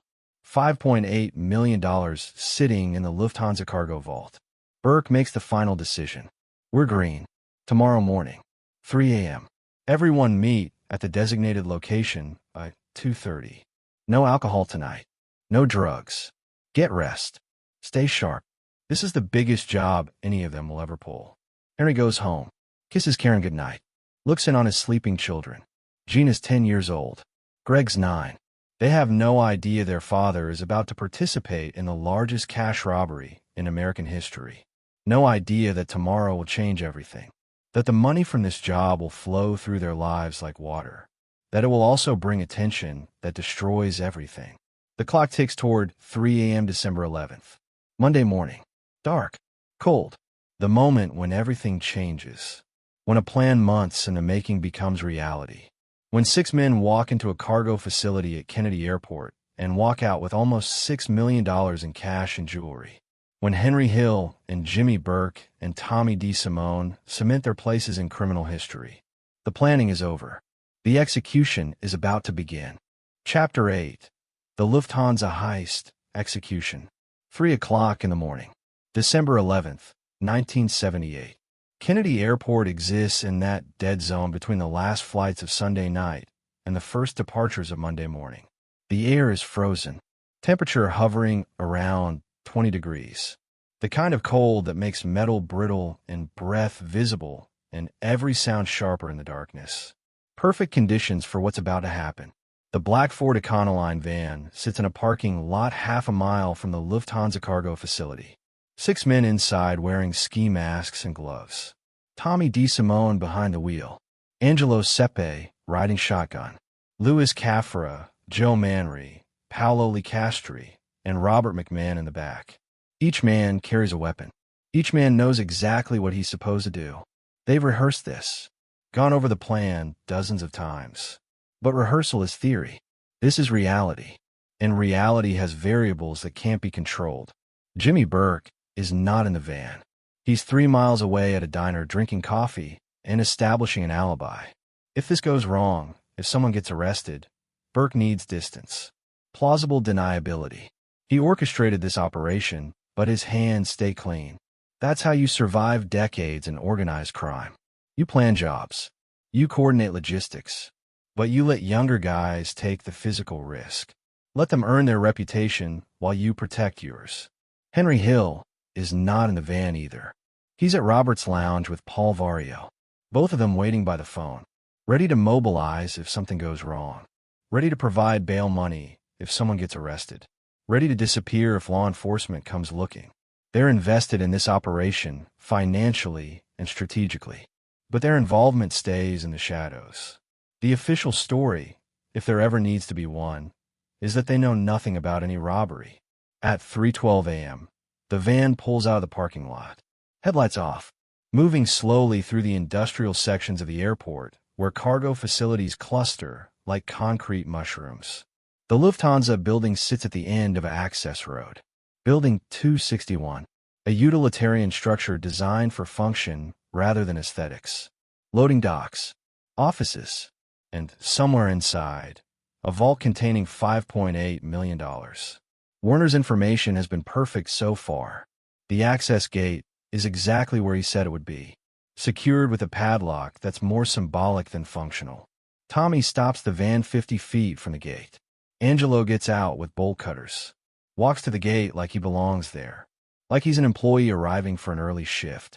The bolt cutters slice through the lock in 3 seconds. The chain falls. The gate swings open. Angelo gets back in the van. They're through the first barrier. The van backs up to a loading dock. Tommy kills the engine. For 30 seconds, nobody moves.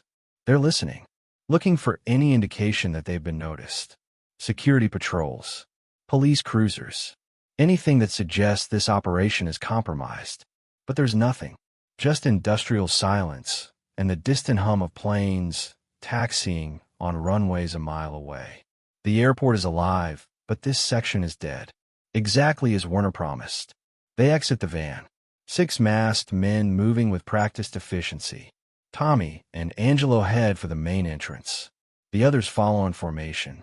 Warner provided a key, a copy he made weeks ago when Burke first approached him. Tommy slides the key into the lock, turns it. The door opens. They're inside. The cargo facility at 3 in the morning operates on a skeleton crew. 5 employees.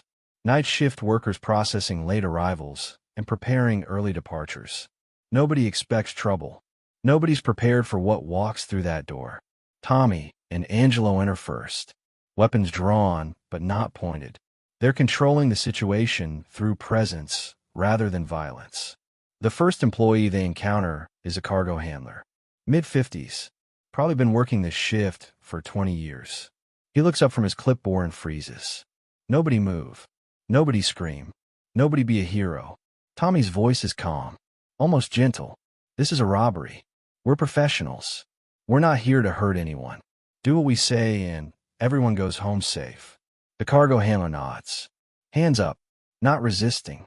Understanding immediately that cooperation is survival.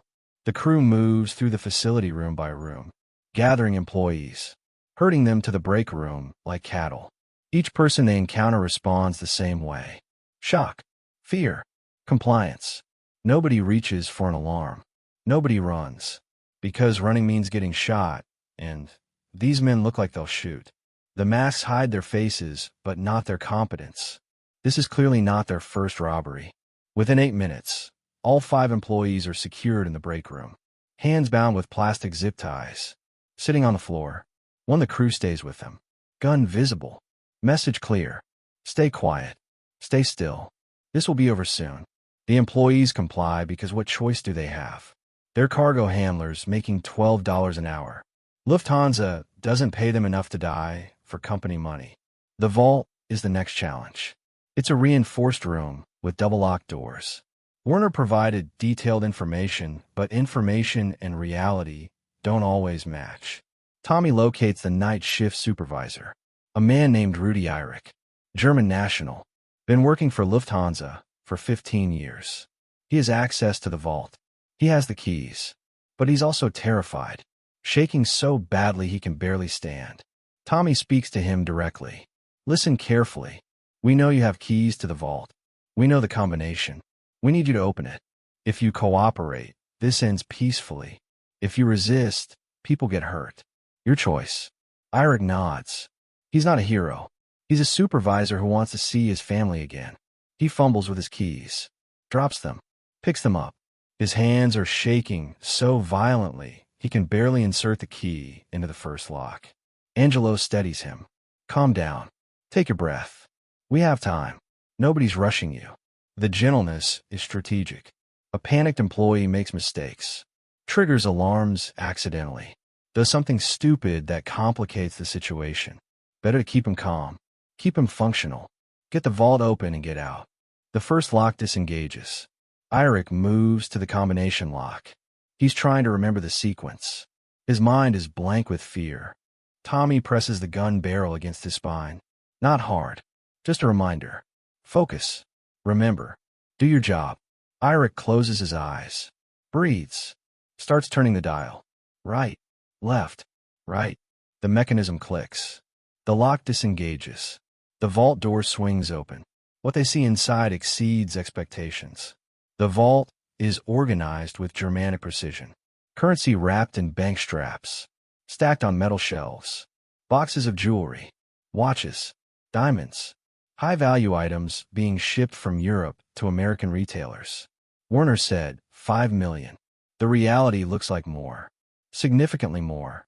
Tommy estimates 6 million just for visual assessment. Maybe more if the jewelry is worth what it appears to be. They start loading. Canvas bags brought specifically for this purpose. Heavy-duty bags that can hold hundreds of thousands of dollars without tearing. Each man grabs a bag and starts filling. Cash first, then jewelry. Working methodically. No rushing. No grabbing randomly. They're selecting the highest value items. Prioritizing American currency over foreign. Taking only what they can carry efficiently. The loading takes 40 minutes. Longer than planned, but necessary. You don't rush when you're handling $6 million. You take the time to do it right. To maximize the take. The van is parked right outside, just yards away. Each bag gets carried out and loaded carefully. The crew works in rotation. 2 inside filling bags. 2 carrying to the van. 2 watching the employees. Military precision applied to criminal enterprise. At 4:16 a.m., they're done. The vault is stripped of everything valuable. The bags are loaded. The employees are still secured in the break room. Tommy gives them final instructions. We're leaving now. You stay here for 10 minutes. Don't move. Don't call for help.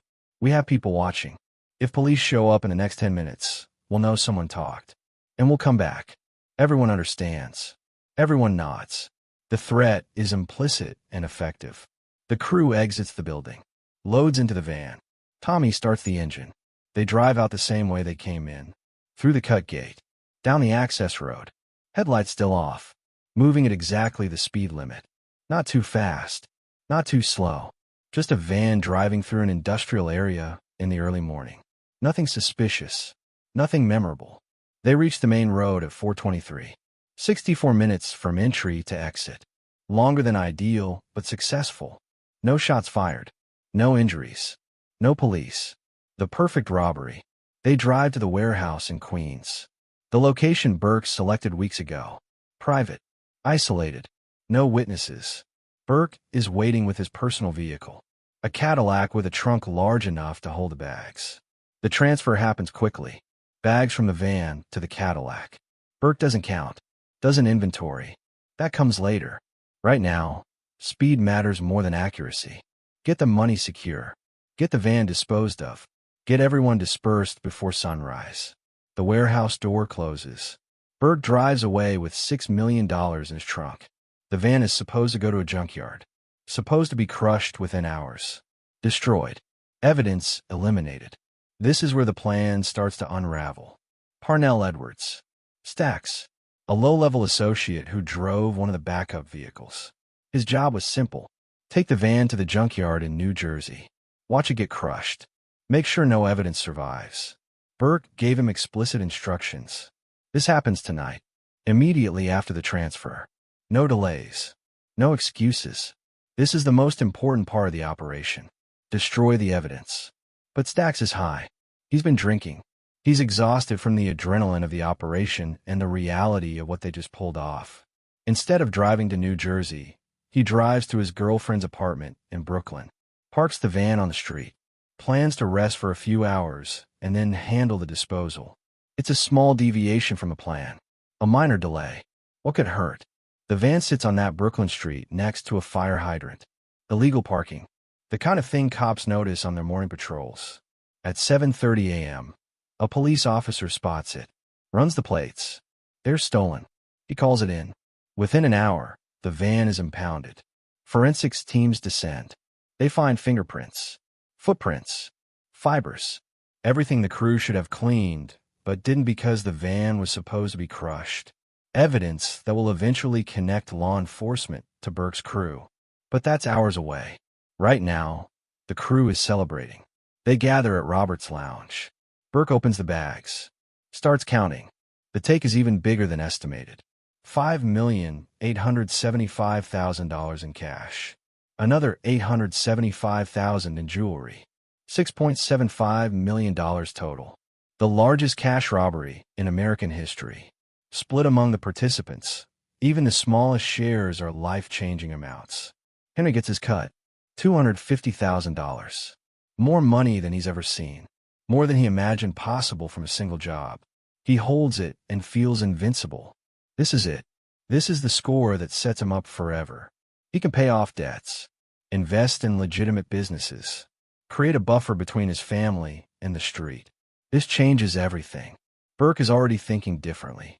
His cut is over $2 million, but he's also thinking about the other cuts. Money that's going to guys who might talk, might spend recklessly, might draw attention. Warner wants his 10%, $600,000. Krugman wants his finder's fee, $500,000. The crew members each want their shares. Burke does the math and realizes something. The split is expensive and unnecessary because dead men don't collect debts. Dead men don't spend money in ways that attract attention. Dead men don't testify when the FBI starts investigating. The Lufthansa heist is perfect, but the aftermath could destroy everything. Unless Burke manages it properly. Unless he makes decisions that prioritize long-term security over short-term loyalty. 72 hours after the robbery, the FBI announces the Lufthansa investigation. $6.75 million stolen. The largest cash theft in American history. Every federal agent in New York is assigned to the case. The pressure is enormous. Immediate. Existential. And Jimmy Burke, sitting in his bar, counting money that could send him to prison for life, makes a decision that will define the next year. Nobody who participated in this heist can be allowed to become a liability. The crew needs to be managed. Permanently. The Lufthansa murders are about to begin. Chapter 9. The Lufthansa murders. The van sits in a police impound lot in Brooklyn. Evidence technicians photograph every inch. Dust for fingerprints. Collect fiber samples. Vacuum the interior for trace evidence. What they find is a roadmap straight to Jimmy Burke's crew. Fingerprints belonging to Parnell Edwards. Hair fibers that will eventually match DNA profiles. Shoe impressions in the carpet. Every piece of evidence that should have been destroyed when the van got crushed. All preserved because one man got high and lazy and decided a few hours of sleep mattered more than following orders. Burke finds out about the van on December 13th, 2 days after the heist. A cop on his payroll makes a phone call. Jimmy, we got a problem. The van from the airport job? It's an hour impound. Forensics is all over it. Burke doesn't yell, doesn't panic. He just asks one question. Who's Prince? The answer comes back within hours. Stacks Edwards, the driver who was supposed to dispose of the evidence. The weak link who just became a death sentence for everyone involved. Burke makes a call. Tommy DeSimone answers. They speak in code, but the message is clear. The problem needs to be handled. Tonight. Tommy understands. This isn't about punishment. This is about survival. Edwards made a mistake that threatens the entire operation. In the world Burke operates in, mistakes like that get corrected permanently. No second chances. No warnings. Just elimination. December 18th. 1 week after the heist. Tommy and Angelo Sepe drive to Edward's apartment in Queens. It's early evening. Cold. Dark by 5:30. They knock on the door. Edwards opens it expecting maybe a girlfriend or a friend from the neighborhood. Instead, he sees Tommy holding a pistol with a silencer attached. The recognition in Edwards' eyes lasts maybe 2 seconds. Then Tommy fires. 6 shots. Center mass. Edwards drops in his own doorway. Blood pooling on the linoleum floor of a $600 a month apartment. The first casualty of the Lufthansa heist. Dead because he was tired and high and stupid. Tommy and Angelo leave the body where it falls. No attempt to hide it. No effort to make it look like anything other than what it is. An execution. A message. This is what happens when you deviate from the plan. When you create problems. When you become a liability. The message isn't for Edwards. He's past receiving messages.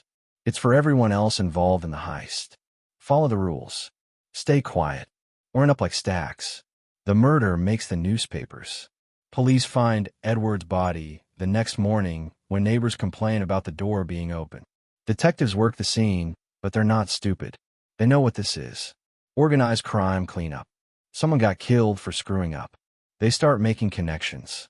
Edwards has arrests going back years. Associates include known members of the Lucchese family. He was seen at Robert's lounge regularly. The dots connect to Burke's crew. But connecting dots and proving murder are different things.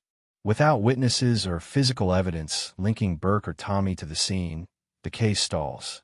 Henry hears about Edwards' death the same day everyone else does. Word travels fast in that world. He's at home when the phone rings. A brief conversation in code.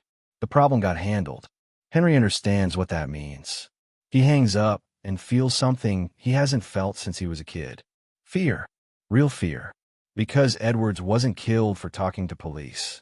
He was killed for making a mistake. For being careless.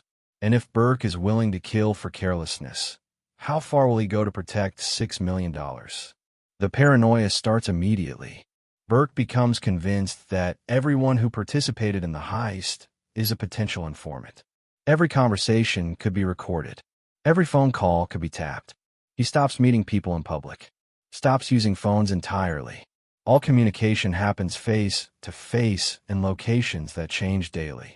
He's watching everyone, evaluating loyalty, calculating risk. And the calculation is simple. The fewer people who know about Lufthansa, the safer he is. Martin Krugman is next. The bookmaker who brought the job to Burke's attention. Krugman's been asking for his finder's fee, $500,000. Burke promised it. But paying Krugman means acknowledging the connection between Burke and the heist. It creates a paper trail, a transaction that could be traced. And Krugman's got a big mouth. He's been celebrating, buying drinks, acting like a man who just came into money. People notice. People talk. And talk is deadly. Burke invites Krugman to a meeting. January 6th, 1979. Less than a month after the heist. They're supposed to discuss the payment. Krugman arrives expecting a bag of cash. Instead, he disappears. No body is ever found. No crime scene. No evidence. Just a man who existed on January 5th and stopped existing on January 6th. His wife files a missing persons report. Police investigate, but there's nothing to investigate. No witnesses. No physical evidence. Just the statistical reality that people connected to major robberies tend to disappear. Henry knows what happened. Everyone knows. Krugman asked for his money, and Burke decided the money was more valuable than Krugman's life. It's pure mathematics. 6.75 million divided by fewer people equals larger shares for those who remain. And the dead don't spend. Don't talk. Don't create problems. Burke is consolidating, eliminating liabilities, protecting the score by erasing everyone connected to it. The FBI knows about the murders too. They're building a case, but it's circumstantial. Everyone who dies or disappears has connections to organized crime. Everyone was seen around Robert's lounge in the weeks after the Lufthansa heist. But that's not evidence of murder. That's pattern recognition. To make arrests, they need witnesses, informants, Someone willing to testify that Burke ordered the killings. And nobody's willing. Because being willing means being dead. Tommy DeSimone is doing most of the killing. He's Burke's enforcer. The guy who handles problems without asking questions or expressing remorse. Tommy's killed before. Lots of times. He's got a reputation as someone who enjoys it, who gets off on the power of taking life. Burke uses this, directs it. Tommy becomes the weapon Burke points at anyone who threatens the operation. Louis Caffer disappears in March. Joe Manry in April. Both were crew members on the heist. Both were getting nervous, talking about maybe leaving New York, maybe taking their shares, and starting over somewhere the FBI isn't watching. Burke hears about this through informants he's placed within the crew. Guys report to him about who's saying what, who's acting scared, who might flip under pressure. Cafra and Manry get invited to meetings they never return from. Their bodies are never recovered.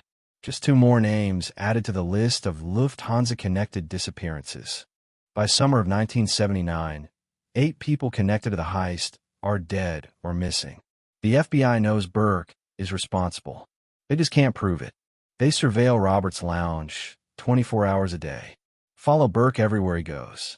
Tap every phone he might use. Interview anyone who's ever known him. The pressure is enormous. Constant. But Burke doesn't crack. Doesn't change his routine. Doesn't show fear or guilt or concern. He goes about his business like a man with nothing to hide. Henry's survival instincts are screaming. He's still alive because he's valuable to Burke and Vario. He's a good earner. He's got operations running that generate steady income. And he hasn't done anything that makes him a liability. He doesn't talk about Lufthansa. Doesn't spend his share conspicuously. Doesn't act like someone who recently came into $250,000. He's careful, methodical, trying to stay below the radar that's getting everyone else killed. But being careful isn't enough. Because Tommy DeSimone makes a fatal mistake. In 1978, before the Lufthansa heist, Tommy killed a made man, William Bentvena, Billy Batts, a soldier in the Gambino family. The murder happened in a moment of anger. Tommy and Billy got into an argument at a bar. Billy insulted Tommy, questioned his toughness, his manhood. Tommy responded the only way he knows how, with violence. He beat Billy to death with Burke and Henry helping dispose of the body. Killing a made man is the ultimate violation in organized crime. You can kill associates, kill civilians, kill anyone who isn't officially inducted into a family. But made men are protected. Killing one without permission from the administration means you die. It's not negotiable, not forgivable. The only reason Tommy survived this long is that the Gambino family didn't know who killed Billy Batts. They suspected. They investigated. But they couldn't prove it. Until someone talks. Until an informant provides information linking Tommy to the murder. The Gambino family demands justice. They approach the Lucchese family administration, Paul Vario's bosses, the commission that governs all 5 families in New York. The request is simple. Hand over Tommy DeSimone. Let's handle this. The Lucchese family agrees. Because protecting Tommy means going to war with the Gambinos. And war is expensive, bloody, bad for business. Vario gets the order in late 1979. Give up Tommy.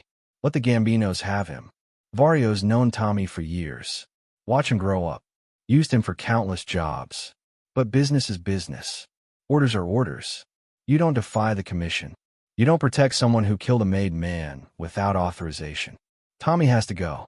They make it look like a promotion. Tommy's getting made. Finally becoming a full member of the Lucchese family. It's what he's wanted his entire life. The ceremony. The blood oath. The official induction into Cosa Nostra. Tommy's thrilled. He's been waiting for this moment for years. His Sicilian heritage finally paying off. His decades of work and loyalty and violence finally being rewarded. January 14th, 1980. Tommy gets dressed in his best suit. He's going to the ceremony location, a house in Queens where inductions traditionally happen. He's nervous but excited. This is the culmination of everything he's worked for. He arrives at the house. Walks inside expecting to see made men gathered for the ritual. Instead, he sees guns. And he understands in that final moment what's really happening. He's not being made. He's being murdered. They shoot Tommy in the back of the head. Execution style. His body is never found, never recovered, just erased like he never existed. The Gambino family gets their justice. The Lucchese family maintains peace. And Jimmy Burke loses his primary enforcer. The man who handled all the Lufthansa murders. The man who knew everything about Burke's operations. Gone. Henry finds out about Tommy's death through the grapevine. Nobody admits what happened officially. Tommy just disappears. But everyone understands. Made men don't just vanish without explanation. Tommy got killed for the Billy Bats murder. And his death sends a clear message. Nobody's untouchable. Not even the guys doing the killing. Everyone's expendable when the circumstances demand it. The Lufthansa investigation continues through 1979 into 1980. The FBI has connected 12 murders to the heist. 12 people who knew something or participated somehow. All dead or missing. The only major figure still alive is Louis Werner, the cargo supervisor who provided the inside information. Werner's the weak link. The civilian caught up in something way beyond his understanding. The FBI focuses on him because he's the most likely to break. They arrest Werner in early 1979. Charge him with conspiracy. Armed robbery. He faces 40 years if convicted.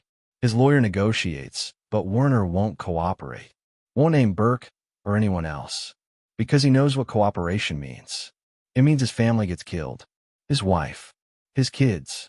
Everyone he cares about becomes a target. So he stays silent. Takes his chances at trial. Gets convicted in January 1980. Sentenced to 15 years in federal prison. Werner goes to prison. Burke stays free. The FBI has theories and surveillance and circumstantial evidence. But they don't have witnesses. Don't have physical evidence linking Burke to the robbery or the murders. The case stalls. The investigation continues, but momentum is lost. The largest cash robbery in American history remains technically unsolved. Burke sits in Robert's lounge counting money and breathing easier. But the paranoia never stops. Burke continues watching everyone. Continues eliminating people he considers risks. The body count rises. 19 people connected to Lufthansa dead or missing by the end of 1980. An entire crew decimated. Erased. Sacrificed to protect one man's freedom and fortune. Henry watches this massacre from the margins. He's still earning. Still working. Still playing the role of loyal associate.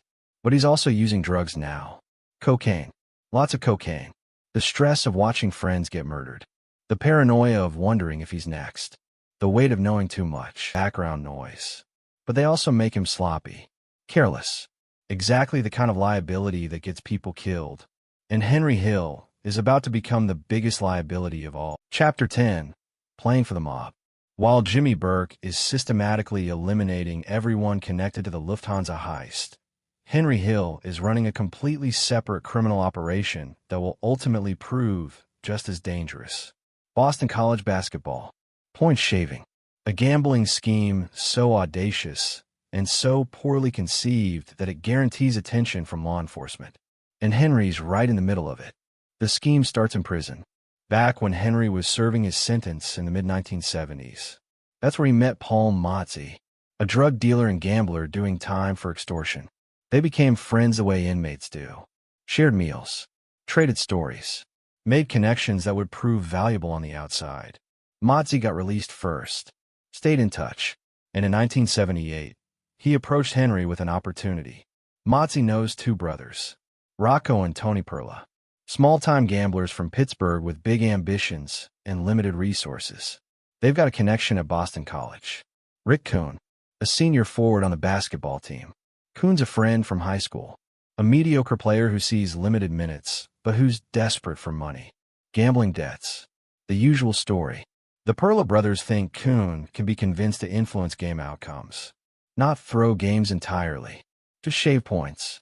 Make sure Boston College wins or loses by margins that allow connected gamblers to beat the spread. Mozzi brings this proposal to Henry in October 1978, right before the Lufthansa planning goes into high gear. Henry's intrigued but cautious. Point shaving isn't new. College basketball has been corrupted since the 1950s. But it's also extremely risky. The NCAA watches betting patterns. Casinos flag unusual activity. One wrong move, and federal investigators start asking questions. But the potential profit is enormous. If you know the outcome before it happens, you could bet accordingly and win consistently. Turn 10,000 into 50,000 over a season. Henry takes the idea to Jimmy Burke and Paul Vario. This is how the hierarchy works. You don't launch operations without approval from above. Burke likes it. He's always looking for ways to beat bookmakers. And basketball is perfect. Fast-paced. High-scoring. Lots of variables that make point shaving difficult to detect. Vario gives his blessing. This is a side project. Something to generate income while the Lufthansa job is being planned. Henry gets authorization to proceed. November 16th, 1978. Henry flies to Boston. Meets with Motzi, the Perla brothers, and Rick Kuhn at a hotel near campus. The meeting is awkward. Henry's a career criminal. Kuhn's a 21-year-old college athlete who's never done anything more illegal than smoking marijuana. They're from different worlds. But money bridges that gap. Henry lays out the proposal simply. You control the point spread. We tell you which games.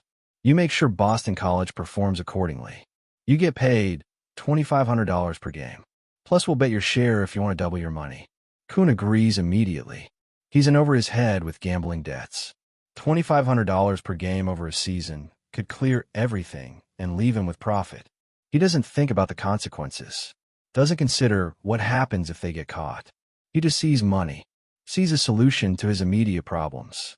It's the same calculation desperate people make when they borrow from loan sharks or agree to hijack trucks. Short-term relief in exchange for long-term catastrophe. But Kuhn's not enough. He's not a star player. He doesn't control the outcome of games through his individual performance. They need more players. Kuhn recruits Jim Sweeney, the team's point guard, a junior who's getting significant playing time and has actual influence over game tempo and scoring. Sweeney's hesitant, but Kuhn convinces him. It's just point shaving. They're not throwing games. Not tanking their season. Just making sure the margins fall within certain ranges. It sounds almost reasonable when Kuhn explains it. They also approach Ernie Cobb, Boston College's leading scorer. Cobb's participation would give them nearly complete control over outcomes. But Cobb's smart enough to be suspicious. He listens to the pitch, but doesn't commit. Later, he'll claim he refused entirely. The gamblers will claim he accepted money and participated. The truth exists somewhere in that gray area where deniability meets complicity. The first test game happens December 6th, 1978. Boston College versus Providence. The Eagles are favored by 6 to 7 points. The plan is for Kuhn and Sweeney to keep the game close. Make sure Boston College doesn't cover the spread. Burke and Henry bet heavily on Providence to cover or win outright. Except the plan fails spectacularly. Boston College establishes an early lead and wins by 19 points. The gamblers lose thousands of dollars. Burke is furious.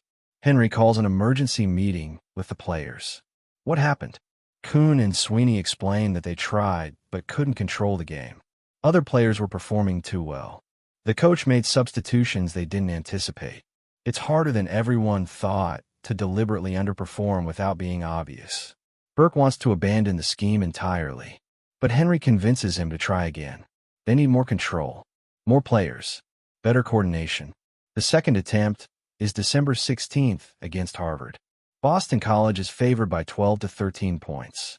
This time the players execute better. They miss shots intentionally, turn the ball over at crucial moments, play defense that's just mediocre enough to let Harvard score. The final margin is 3 points, 86 to 83. Burke and Henry win their bets. The players get paid. The scheme works exactly as designed.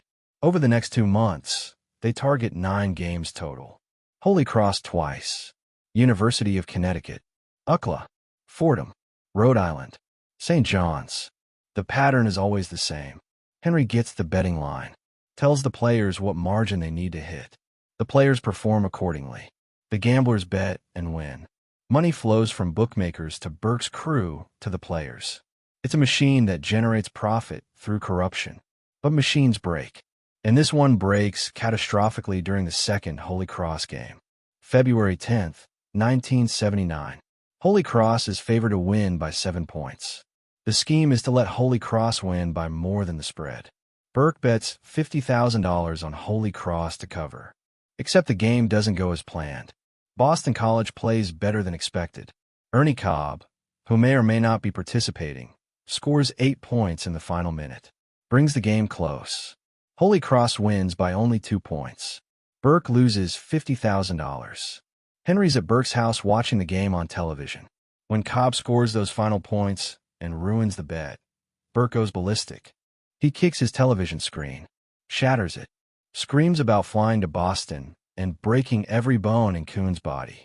Henry talks him down, but the damage is done. Burke declares he's finished with college basketball. The scheme ends on a loss. A failure. The worst possible outcome. What nobody realizes at the time is that the FBI has been noticing unusual betting patterns. Casinos in Las Vegas flagged several Boston College games for abnormal wagering activity. Large sums being placed on specific outcomes by bettors with known mob connections. The pattern is too consistent to be coincidence. Too profitable to be luck. Federal investigators start building a file, collecting data, interviewing bookmakers. The investigation is quiet, methodical, building evidence without alerting targets. Henry doesn't know any of this. He's too busy dealing with Lufthansa fallout and his growing cocaine habit. The basketball scheme becomes a footnote, a side hustle that didn't work out as planned. He made some money, lost some money, moved on to other operations.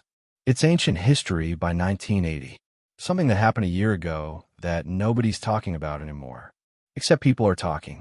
Rick Coon's talking, not to authorities, to other students, to friends, bragging about how he made money point shaving, how he worked with mobsters, how he was part of something bigger than college basketball. It's stupid, reckless, the kind of talk that gets people arrested. But Coon's 22 years old and hasn't learned that silence is survival. He thinks the scheme is over so the risk is gone. He's wrong. Jim Sweeney's talking too, telling his girlfriend, his roommate, confiding in people he trusts about the pressure he felt, the moral compromise he made. He's not bragging. He's confessing, seeking absolution from friends who can't provide it. But every person he tells is another potential witness, another link in a chain that leads back to Henry Hill and Jimmy Burke. The NCAA investigates quietly throughout 1979. They interview players, examine game footage, compare betting patterns to performance statistics. They're building a case, but they don't have jurisdiction for criminal prosecution. That requires federal involvement. That requires the FBI. And the FBI is already investigating Burke's crew for Lufthansa. When they discover the Boston College connection, it becomes another thread to pull. Another way to build a conspiracy case against the entire organization. Henry's drug use escalates dramatically during this period. What started as recreational cocaine becomes a daily necessity. He's snorting lines before breakfast, during lunch, late into the night. The drug makes him feel invincible, even as his world is collapsing around him. He's watching friends get murdered, watching the FBI close in, watching his marriage deteriorate as Karen realizes something's seriously wrong.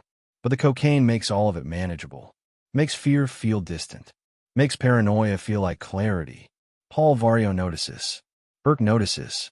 Henry's becoming unreliable, missing meetings, showing up high to conversations that require sobriety, making mistakes that attract attention. He's violating the cardinal rule Vario established decades ago. No drugs, especially no dealing drugs. But Henry's not just using. He's dealing, building his own cocaine operation on the side, importing from Pittsburgh, distributing in New York, making money that doesn't go through official channels. Money that Vario doesn't get a piece of. This is more than a violation. It's betrayal. Henry's supposed to be loyal, supposed to run everything through proper channels, supposed to kick up his percentage to Vario like every other associate. Instead, he's freelancing, operating independently, creating exposure that threatens everyone. And in the paranoid aftermath of Lufthansa, exposure equals death. Vario confronts Henry in mid-1979. tells him to stop dealing drugs immediately, reminds him what happened to everyone else who became liabilities. Henry promises to stop, swears he'll get clean, swears he'll focus on legitimate crew business. Then he goes right back to dealing. Because he can't stop. The money's too good. The drugs are too necessary. He's trapped in a cycle that accelerates toward disaster. Tommy DeSimone's murder in January 1980 sends a clear message. Nobody's protected. Not even guys who've killed for the family. Not even Burke's primary enforcer. If Tommy can be eliminated for past mistakes, anyone can. Henry understands this intellectually, but the cocaine keeps him from processing it emotionally.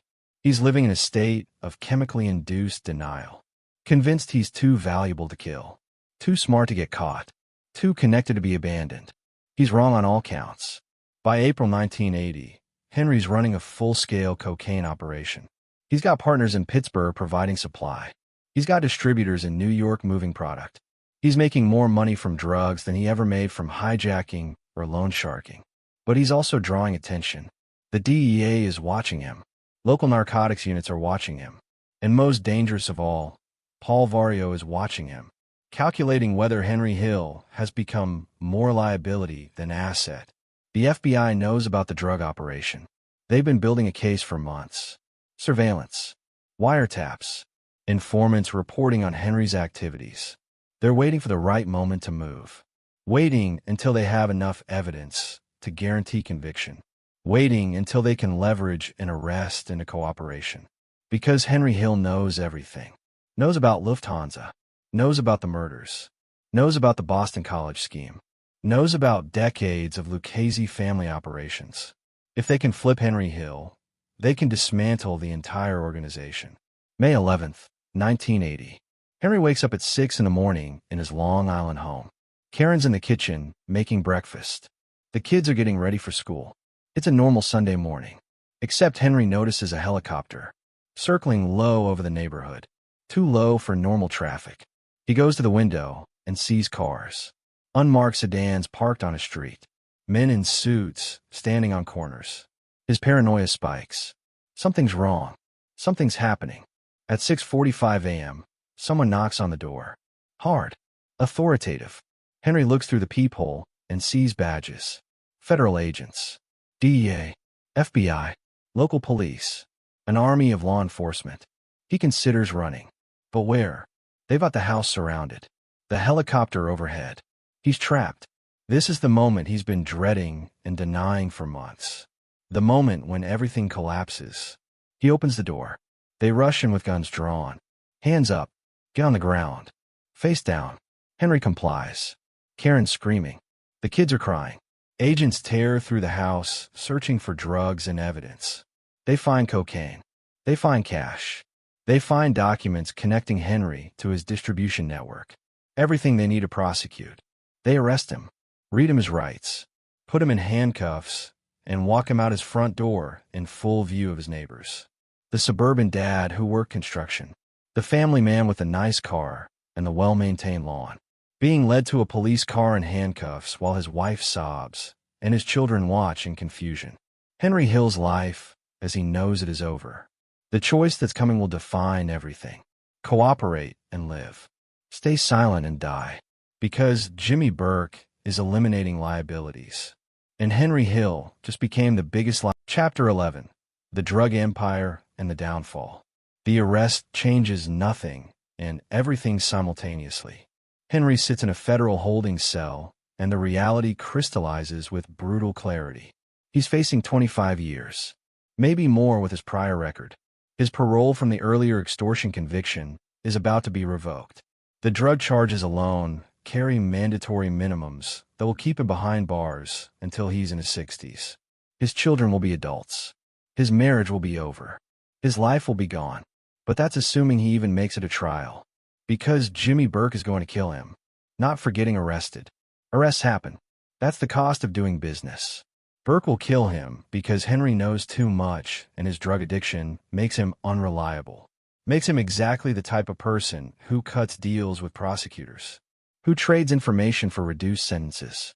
Who becomes a cooperating witness. And in Burke's world, cooperating witnesses don't make it to trial. They disappear. They have accidents. They commit suicide by shooting themselves twice in the back of the head. Henry's been watching this pattern for 2 years. Since Lufthansa, 19 people murdered or missing. Everyone who knew anything about the heist systematically eliminated. Edwards, Krugman, Caffra, Manry. The entire crew erased. Tommy DeSimone executed for a completely different murder, just to tie up loose ends. Burke is meticulous about eliminating threats. And Henry Hill, sitting in federal custody on drug charges with decades of incriminating knowledge, represents the ultimate threat. The first call Henry makes from jail is to his lawyer. Not to discuss defense strategy. To discuss survival. The lawyer's realistic. You're looking at serious time. Your priors work against you. The evidence is overwhelming. They caught you with product and cash and transaction records. This isn't a case you beat at trial. This is a case you mitigate through cooperation. Henry hangs up, makes another call, this one to Robert's lounge. He needs to talk to Burke. He needs to gauge whether the crew is going to support him through this or cut him loose. The message comes back within hours. Burke will post bail. Burke will pay for lawyers. Burke will take care of Henry's family while he's fighting the charges. It sounds reassuring. It sounds like loyalty. But Henry's been around long enough to read subtext. Burke's providing support because it keeps Henry close, keeps him controlled. The moment Henry's out on bail, he becomes accessible. And accessible means vulnerable to accidents that look like anything but murder. May 13th, 1980. Henry makes bail.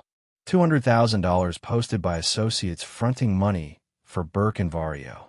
Henry walks out of federal custody into a world that feels completely different than the one he left 2 days ago. He's being watched. FBI surveillance is constant. Agents follow him everywhere. Photograph everyone he meets. Document every location he visits. They're building a conspiracy case, collecting evidence for when Henry inevitably flips. Because they know he's going to flip. It's just a matter of time and pressure. But the FBI isn't Henry's biggest problem. Burke is. Henry goes directly to Robert's lounge after his release. Walks in expecting a welcome, expecting solidarity. Instead, he finds suspicion. Burke's there. Tommy's gone, executed months ago. The crew that remains looks at Henry differently, like he's already compromised, already cooperating. The paranoia that defined the Lufthansa aftermath has intensified. Everyone's a potential rat. Everyone's under suspicion. And Henry's drug arrest makes him the primary suspect. Burke takes Henry aside. Private conversation in the back office. Tells him the drug thing is a problem. A serious problem. Vario's furious. The family bosses are asking questions about who Henry might give up to save himself. Burke says it casually, but the threat is implicit. Henry needs to stand up, take the charges, do the time, prove he's loyal. If he cooperates with the FBI, there will be consequences. Not just for him, for Karen, for Gina and Greg, for everyone he cares about. Henry nods, agrees, swears loyalty. Then he leaves and goes straight home and does a line of cocaine because that's the only way he can process the terror. He's trapped between two forces. The federal government promising decades in prison, and Jimmy Burke promising death. There's no good option, no path that leads to safety. He can go to prison and hope Burke doesn't have him killed inside, or he can cooperate and hope the FBI can protect him from Burke's reach. Both options end badly.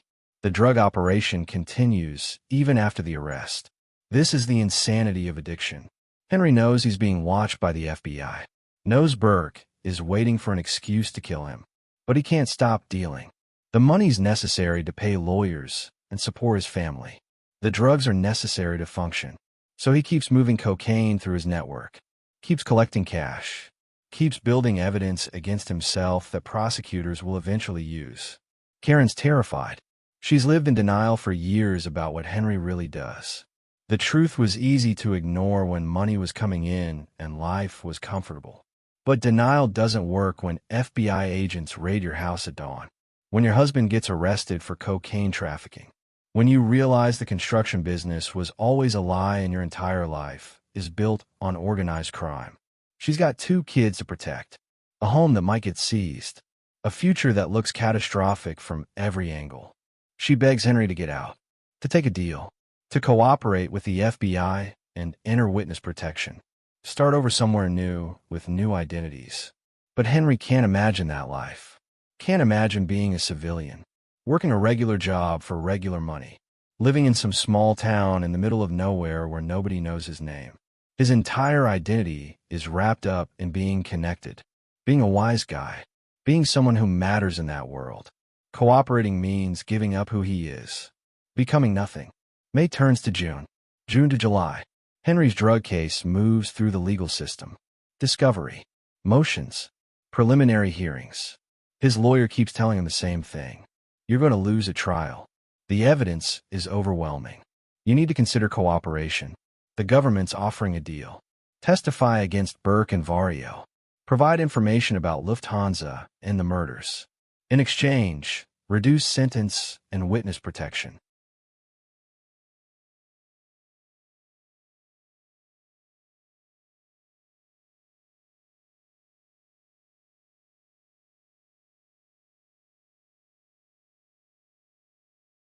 Henry still resists, but the pressure is mounting from all directions. His lawyer, his wife, his own survival instincts. And then something happens that makes the decision for him. Henry gets word through the grapevine that Burke's planning to have him killed. Not might, not maybe, definitely. Burke's already selected someone for the job. Angelo Sepe, the same guy who helped murder Stax Edwards and Martin Krugman. The plan is simple. Invite Henry to a meeting. Shoot him. Dump the body somewhere it won't be found for weeks. Blame it on rival dealers or Colombian suppliers. Make it look like drug world violence that has nothing to do with Lufthansa. Henry doesn't know if the information is real or FBI disinformation designed to make him cooperate. But he can't take the chance. Because if it's real, if Burke has actually ordered his execution, then staying silent means dying. And Henry Hill doesn't want to die. He's 37 years old. He's got kids. He's got years he wants to live. Loyalty is important, but survival is more important. August 1980. Henry contacts the FBI, not through his lawyer, through a direct call to the field office. He says he wants to talk. He says he has information, major information, about Lufthansa, about murders, about decades of Lucchese family operations.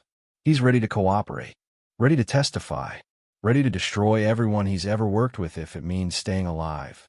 The FBI moves fast. They pull Henry in for debriefing. Separate location, secure facility, teams of agents with recording equipment and legal pads. They start with basic questions, confirming things they already know, testing whether Henry's credible, whether his information matches their intelligence. Henry passes every test. He knows details that only someone deeply embedded would know. Dates, locations, names, dollar amounts, the internal structure of Vario's crew, who reports to whom, how money flows up the organization. Then they get to Lufthansa. Henry tells them everything, how the job was planned, who participated, how much was stolen, what happened to the money. Most importantly, he tells them about the murders. 19 people killed on Burke's orders. Henry didn't participate directly in the killings. He wasn't a shooter, but he knew about them, heard Burke discuss them, helped dispose of evidence in some cases. He's an accessory to multiple homicides, and he's willing to testify about all of it. The FBI realizes they've got their case. Everything they've been building for 2 years suddenly has a cooperating witness who can tie it together. Burke, Vario, dozens of associates, extortion, loan sharking, hijacking, murder. Henry's testimony can dismantle the entire Lucchese crew operating out of Brooklyn and Queens. It's the biggest organized crime prosecution potential in years. But there's a problem. The statute of limitations on the Lufthansa robbery itself is running out. They can't prosecute Burke for the heist directly because too much time has passed without charges. They can prosecute for the murders, but that's harder. No bodies. No physical evidence. Just Henry's testimony about conversations he heard. Defense attorneys will shred that. Call it hearsay. Impeach Henry's credibility by pointing to his drug use and criminal history. The prosecutors need more. They need other witnesses. They need physical evidence. They need to build cases that don't rely entirely on Henry Hill's word. So they start interviewing everyone connected to Vario's crew, offering deals, promising leniency in exchange for testimony. Some people cooperate. Most refuse. Because cooperating means testifying against Jim, and testifying against Burke means signing your own death warrant. The Boston College point-shaving scandal resurfaces during this period. The FBI's been investigating quietly for over a year. Rick Kuhn's been talking. Jim Sweeney's been talking. Bookmakers in Pittsburgh and New York have been cooperating. The case is nearly complete, but they need evidence linking Burke and Hill directly to the scheme. Henry provides that evidence. He admits his role, describes meetings with the players, explains how the betting worked, confirms that Burke funded the operation. Federal prosecutors decide to pursue the point-shaving case first. It's cleaner than Lufthansa. They've got witnesses. They've got betting records. They've got player testimony. Rick Kuhn will be charged. Burke will be charged. Henry will testify. It's a lower-stakes trial than murder, but it establishes Henry as a credible witness. Proves he's willing to testify against former associates. Sets the precedent for larger prosecutions to come. September 1980. Karen Hill finally understands the full scope of what's happening. Henry sits her down and explains. He's cooperating with the FBI. He's going to testify against everyone. Burke, Vario, dozens of others. In exchange, they're entering witness protection. New names, new city, new lives. Everything they've known for 15 years of marriage is ending. Karen's reaction isn't relief. It's horror. Because witness protection means leaving everything behind. Her mother, her siblings, her friends, her entire life. They can never contact anyone from their past. Never visit New York. Never be Karen and Henry Hill again. The children don't understand. Gina's 12. Greg's 11. They're told they're moving. Starting over. They can't tell their friends. Can't say goodbye to their grandparents. Can't take anything that might identify them. It's witness protection protocol. Complete severance from previous life. For the kids, it's incomprehensible trauma. Their father's a criminal informant, and their childhood is being erased. October 1980. Henry enters the Federal Witness Protection Program officially. The Hill family ceases to exist. New identities get created. Social security numbers, birth certificates, driver's licenses, an entire paper trail for people who didn't exist 6 months ago. They're relocated to an undisclosed city in the Midwest, given a stipend to establish a new life. Henry's required to testify in upcoming trials, but otherwise he's supposed to disappear, become a civilian, live quietly. But Henry Hill has never lived quietly, and even witness protection can't change who he fundamentally is. A criminal, an addict, a man whose entire identity is wrapped up in being a wise guy. You can give him a new name and a new city, but you can't give him a new personality. And that's the fundamental problem with Henry Hill in witness protection. He's incapable of being the person the program requires him to be. The testimony begins in 1981. Henry takes the stand against Rick Kuhn and the others involved in the Boston College scheme. He describes the operation in detail, identifies Burke as the financier, explains how betting worked. His testimony is devastating. Kuhn gets convicted, sentenced to 10 years. Burke gets convicted on racketeering charges, sentenced to 12 years. It's not murder. It's not Lufthansa, but it's prison time. Real prison time that puts Burke away and establishes Henry's credibility as a government witness. More trials follow. Paul Vario gets indicted on extortion charges based on Henry's testimony. Other associates face charges. The prosecutions continue through 1981 and 82. Each trial puts someone away. Each conviction proves Henry's information is accurate. The FBI is systematically dismantling the Lucchese crew that operated out of Brooklyn for decades. And Henry Hill is the key witness making it all possible. But he's also making himself the most hated man in organized crime. A rat, an informant, someone who violated omerta. The mob has a price on his head. Over $1 million to anyone who can find him and kill him.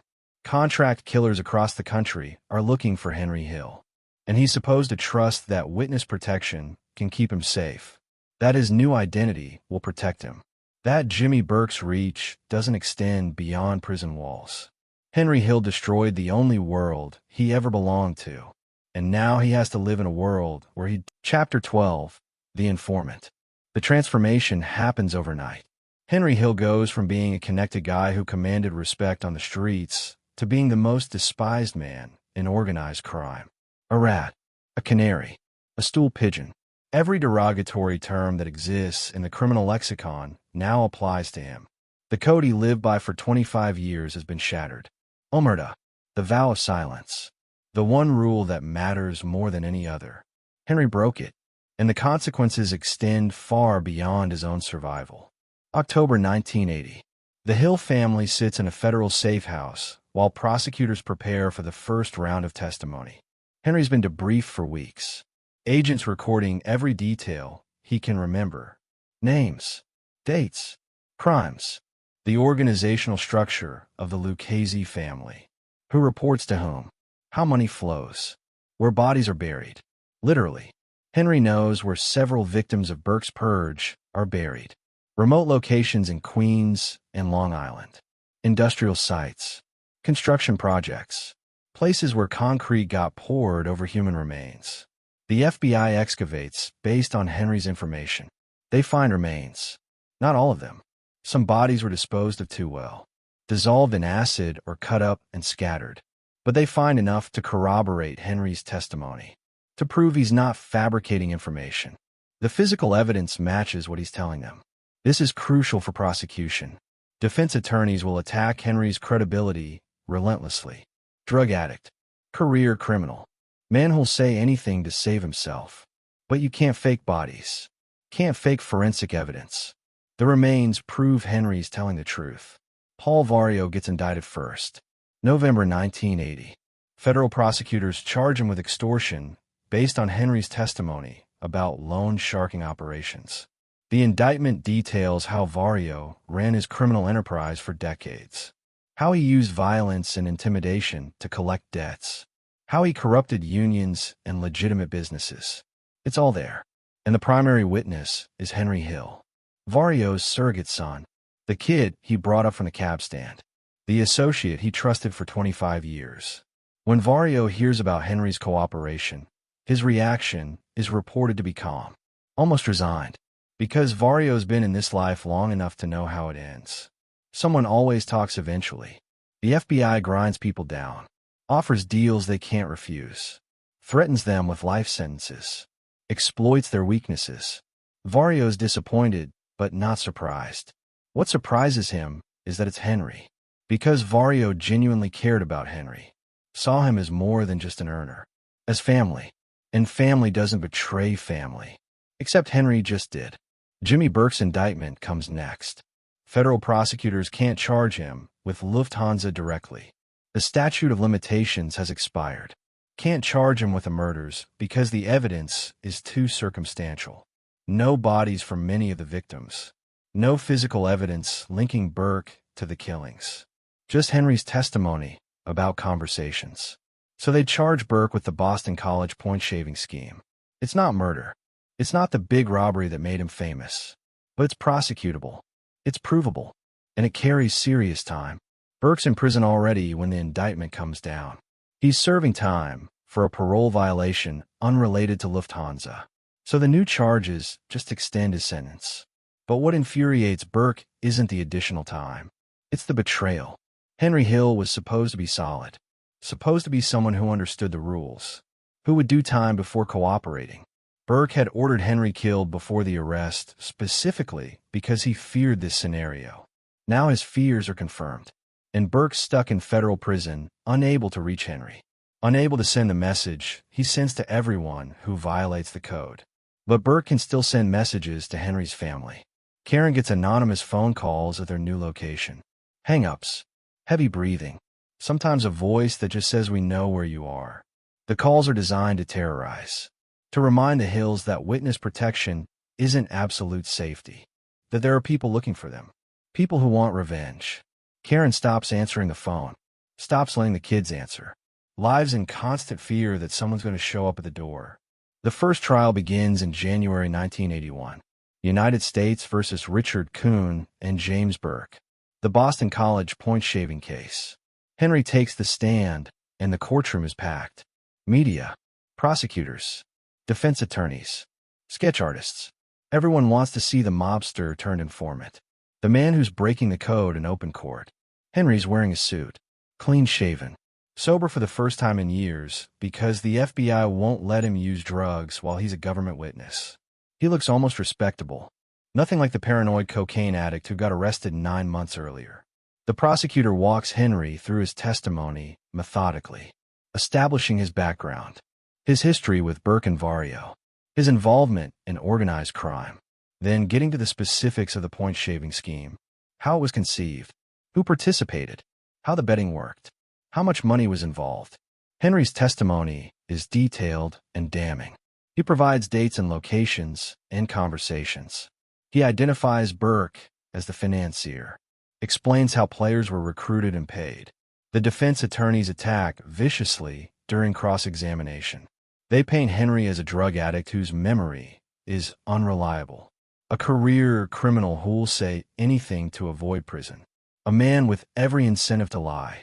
They point out that Henry's getting a deal from the government, reduced sentence on his drug charges, money from witness protection, safety for his family. What's to stop him from fabricating testimony to keep those benefits? But Henry holds up under cross-examination. He's been prepped by prosecutors for weeks, knows every weakness in his testimony, knows how to respond to attacks on his credibility, and most importantly, his testimony is corroborated by other evidence. Rick Kuhn's testimony, banking records showing unusual transactions, betting records from bookmakers. The physical evidence supports what Henry's saying. He's not making this up. This happened exactly as he's described. The jury deliberates for 2 days, returns guilty verdicts for both Kuhn and Burke. Kuhn gets 10 years in federal prison. His basketball career is over before it really started. His reputation destroyed. Burke gets 12 years on top of the time he's already serving. He'll be an old man before he's released, if he's ever released, because there are more indictments coming, more trials, more opportunities for prosecutors to stack sentences. Henry testifies again in March 1981, this time against Paul Vario. The extortion trial is more complex than the basketball case. It involves years of criminal activity, dozens of victims, financial records, and witness testimony.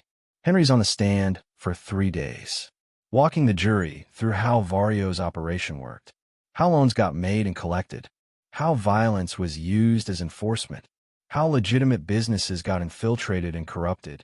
Vario's in the courtroom during Henry's testimony, makes eye contact several times. The look isn't anger. It's sadness, disappointment, like watching a son betray everything he was taught. Henry finds it difficult to meet Vario's eyes. This is the man who protected him when he was 12 years old, who gave him opportunities, who treated him like family. And Henry's repaying that loyalty by sending him to prison. The guilt is overwhelming, but so is the alternative. Henry reminds himself that Vario would have had him killed. That loyalty only flows one direction in organized crime.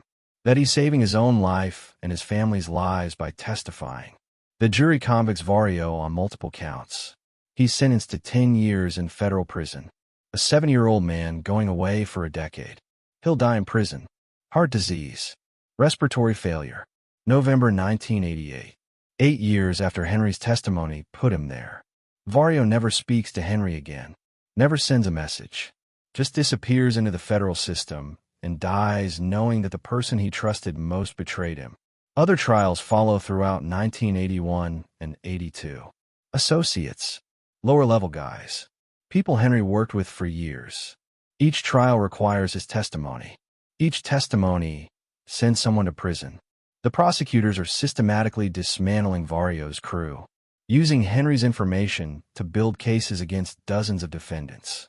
It's the most comprehensive, organized crime prosecution in New York history, and it's all made possible by one cooperating witness. Henry's cooperation extends beyond Vario's crew. He provides information about other Lucchese family operations, about interactions with other families. Gambino, Colombo, Genovese. He's been around organized crime his entire adult life. He knows how it all connects. Who does business with whom? How territories are divided? How disputes get resolved? The FBI uses this information to build additional cases, to pursue investigations they didn't even know were possible. The testimony takes a psychological toll. Henry's identity for 25 years was built on being a wise guy, being connected, being someone who mattered in that world. Now he's the opposite. He's an informant, a rat, the lowest form of life in the criminal hierarchy. He can go back to his old life. Can't even visit New York without risking assassination. His entire social structure has collapsed. Everyone he knew wants him dead. Everyone he trusted now sees him as a traitor. The Witness Protection Program tries to help him adjust, provides counseling, job training, assistance building a new life. But the program's designed for people who want to change, who want to become civilians. Henry doesn't want that. He doesn't know how to be that. His entire adult life has been criminal. The skills he has don't translate to legitimate employment. He can hijack a truck. He can collect a gambling debt. He can orchestrate complex criminal operations. Those aren't skills you put on a resume. Karen struggles even more. She's lost her entire support system. Her mother, her siblings, her friends, everyone who helped her navigate marriage and motherhood. She's in a strange city with a new identity, married to a man she barely recognizes. Henry's sober now, but he's also depressed, angry, resentful of the situation he's in. They fight constantly. About money, about the kids, about whether cooperating was worth it. Karen wonders if they should have taken their chances. If prison would have been better than this exile. The children are traumatized. Gina and Greg have been ripped from their schools. Their friends, their grandparents. They can't tell anyone who they really are. Can't explain why they moved suddenly. Can't maintain any connections to their previous lives. Greg in particular struggles with his father's choices. He's old enough to understand what Henry did, that his father's an informant, that they're in hiding because Henry testified against mobsters. The resentment builds. Father and son barely speak. The family gets relocated 3 times in 2 years. First to Nebraska, Omaha, Middle America. Henry hates it immediately. The weather, the pace, the people who have no idea what real life is like. He feels like an alien. Karen tries to make it work. Enrolls the kids in school. Finds a house.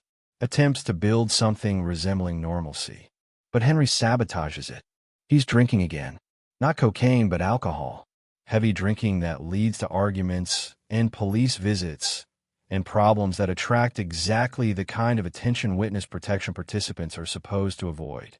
The U.S. Marshals move them to Kentucky next. Independence. Another small city. Another attempt at starting over.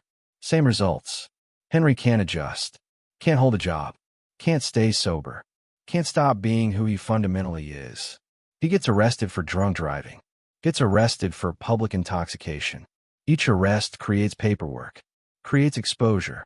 Creates risk that someone will make the connection between his new identity and his real identity. The marshals are losing patience. Witness protection isn't designed to be permanent babysitting for people who won't follow rules. It's designed to protect cooperating witnesses who genuinely want to disappear. Henry wants protection, but he doesn't want to change. Wants safety, but won't modify behavior that attracts danger. The marshals warn him repeatedly. Get sober. Stay out of trouble. Stop drawing attention. Henry agrees every time, then violates those agreements immediately. Washington State is the 3rd location. Redmond, outside Seattle. The marshals hope that putting Henry on the opposite coast will somehow make the transition easier. It doesn't. Same pattern. Drinking. Fighting with Karen. Problems at work. The only difference is geography. Henry Hill can't escape himself no matter how many times they relocate him. The trials continue even as Henry's personal life disintegrates. He flies back to New York regularly to testify. Each trip requires security. Marshals escorting him from the airport to the courthouse. Armed protection in case Burke's people try something. The paranoia is exhausting. Constantly looking over his shoulder, wondering if every stranger is a potential assassin. Living in a state of permanent fear that the next moment could be his last. But the testimony works. Conviction after conviction. Dozens of mobsters sent to prison on Henry's information. The Lucchese family's operations in Brooklyn and Queens are devastated. It takes them years to rebuild, to replace the leadership that Henry helped destroy. From the FBI's perspective, Henry Hill is the most successful cooperating witness in organized crime history. From Henry's perspective, he's a man who destroyed his own life to save it, and he's not sure the trade was worth it. By 1984, most of the trials are complete. The big cases have been prosecuted. Burke's in prison. Vario's in prison. Dozens of associates are serving time. The FBI doesn't need Henry's testimony as urgently anymore, which means his value to witness protection is diminishing. He's still protected, still receiving his stipend, but the intense security is relaxed. The frequent check-ins become less frequent. The marshals have other witnesses to manage, other cases to work. Henry's essentially on his own, living under a false identity in Washington state with a wife who resents him and children who barely speak to him. No friends, no family, no connection to the world that defined him for 40 years. Just exile, permanent exile in exchange for survival. He should be grateful. He's alive when 19 other people connected to Lufthansa are dead. But gratitude doesn't come easily when you've lost everything that mattered. Karen files for divorce in 1987. The final dissolution of their marriage won't happen for years, but the separation is immediate and irreversible. 22 years of marriage ending in a witness protection safe house in Washington. Henry doesn't fight it, can't fight it. He knows he destroyed their life, knows his choices created this situation. She takes the kids and moves, stays in the program, but establishes distance. Greg eventually writes a book about growing up as Henry Hill's son, about the trauma of witness protection, about watching his father testify against everyone he knew. It's not a flattering portrait. 1987 is also the year Henry gets kicked out of witness protection, officially expelled from the program for repeatedly violating protocol. The drinking, the drug use that resumed, the arrests, the failure to maintain his cover identity. The marshals determine he's more liability than asset. They give him a final stipend. Wish him luck. Tell him his new identity documents are his to keep, but the government's no longer responsible for his safety. He's on his own. Henry Hill, the man who testified against the mob and helped dismantle one of New York's most powerful crews, is now living without protection in a country where $1 million contract remains on his life. Free but forever looking over his shoulder. Alive but not really living. A ghost haunting the margins of a world that wants him dead. Chapter 13. Witness Protection Chaos. 1987. Henry Hill is 44 years old and completely unmoored. Kicked out of witness protection after 7 years of violating every rule the program established. The U.S. Marshals have had enough. Too many arrests. Too many drunk and disorderly incidents. Too many times Henry's blown his cover by telling people in bars who he really is. The alcohol loosens his tongue, and he can't resist. Can't resist telling stories about the mob, about Lufthansa, about testifying. Can't resist being Henry Hill, even when being Henry Hill could get him killed. The expulsion is both liberation and terror. Liberation because he's no longer under the marshal's supervision. No more check-ins. No more restrictions. No more pretending to be someone he's not. But terror because the mob still wants him dead. Jimmy Burke's still alive. Still in prison, but still connected. Still capable of ordering hits from behind bars. The contract on Henry's life hasn't expired. $1 million to whoever finds him and kills him. That bounty doesn't disappear just because witness protection ended. Henry's living in the Seattle area when the expulsion becomes official. He's got his false identity documents, social security number, driver's license, birth certificate, all the paperwork that says he's someone other than Henry Hill. But those documents only work if he uses them consistently, if he stays disciplined. And discipline has never been Henry's strength, especially not when he's drinking, which is every day now. Karen's gone, living somewhere else in the program with the kids. The divorce isn't finalized, but the marriage is effectively over. 22 years reduced to paperwork and lawyers and bitter resentment. She blames him for everything. The arrests, the cooperation, the exile, the destruction of their family. And she's not wrong. Henry made every choice that led them here. She just had to live with the consequences. The kids are teenagers now. Gina's 19. Greg's 18. Old enough to make their own decisions about their father. Old enough to understand what he did and what it cost them. Greg's particularly angry.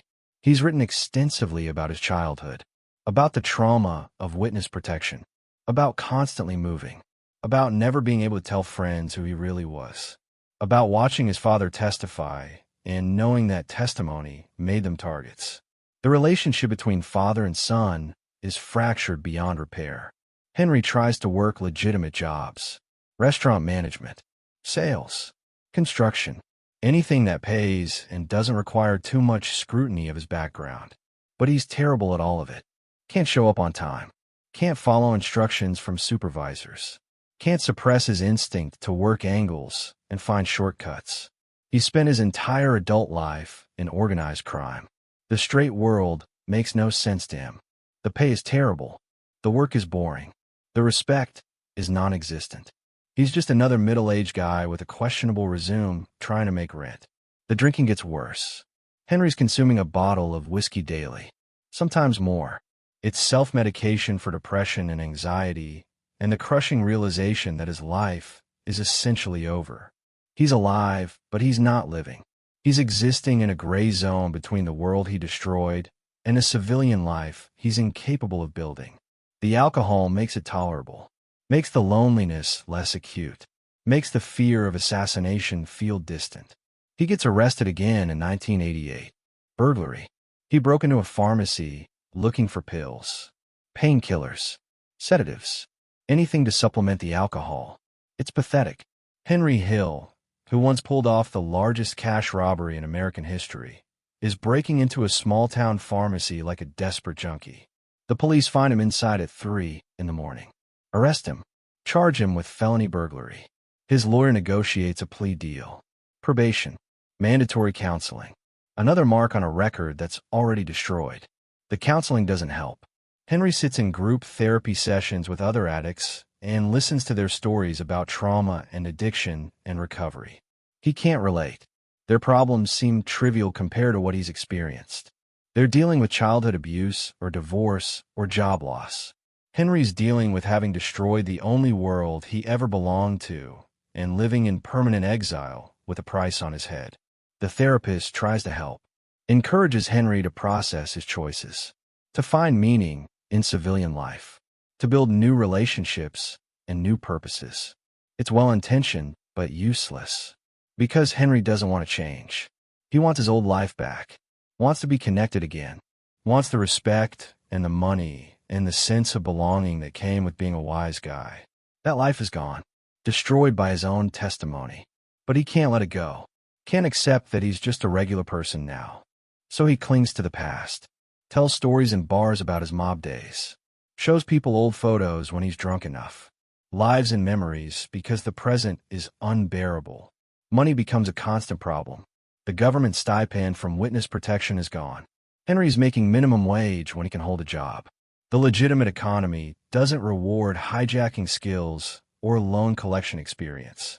He's broke most of the time, borrowing money from acquaintances, falling behind on rent, getting evicted, moving to cheaper and cheaper apartments. The downward spiral is obvious to everyone except Henry. In 1989, Karen files for divorce officially. The paperwork gets served while Henry's working at a restaurant in Redmond. He signs without reading, doesn't fight for custody or assets because there's nothing to fight for. No assets, no money. The kids don't want to see him anyway. The divorce is the legal acknowledgement of what's been true for years. The family is destroyed. The marriage is over. Henry's alone. He spirals further after the divorce. More drinking. More drugs when he can get them. Cocaine again. His drug of choice. The substance that makes him feel like the old Henry. Confident. Capable. Powerful. Of course, it's an illusion. He's not powerful. He's a washed-up informant, living under an alias in the Pacific Northwest working dead-end jobs, and getting high alone in studio apartments. But the cocaine lets him pretend otherwise. The arrests continue. 1989. Drone driving. His second DUI in 2 years. The judge threatens jail time, but settles for more probation and more counseling. Henry agrees to everything, shows up for the required meetings, says what the counselors want to hear, then goes straight back to drinking the moment he's unsupervised. The pattern is predictable and destructive and seemingly unstoppable. Throughout all of this, Henry's paranoid about mob retaliation. Every stranger could be a hitman. Every car following him could be surveillance. Every knock on the door could be Burke's people finally tracking him down.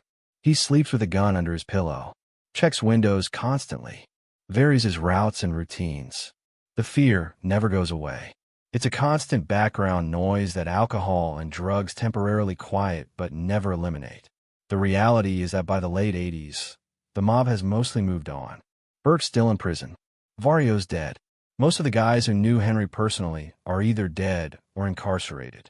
The new generation of Lucchese associates has other concerns. The contract probably still exists on paper, but nobody's actively hunting Henry. He's not worth the resources it would take to find him. Not worth the FBI attention that killing a cooperating witness would bring. He's more valuable forgotten than dead. But Henry doesn't know this. Can't know this. So he lives in constant fear. And that fear becomes its own kind of prison. Worse than federal custody, because there's no release date. No defined sentence. Just indefinite terror that any moment could be his last. It's psychologically devastating. The paranoia feeds the substance abuse, which feeds the paranoia. A vicious cycle that destroys whatever's left of his mental health. In 1990, everything changes. A journalist named Nicholas Pileggi publishes a book, Wiseguy. It's Henry's story. The full account of his life in the mob and his cooperation with the FBI. Pileggi spent years interviewing Henry, recording his stories, fact-checking against court records and FBI documents.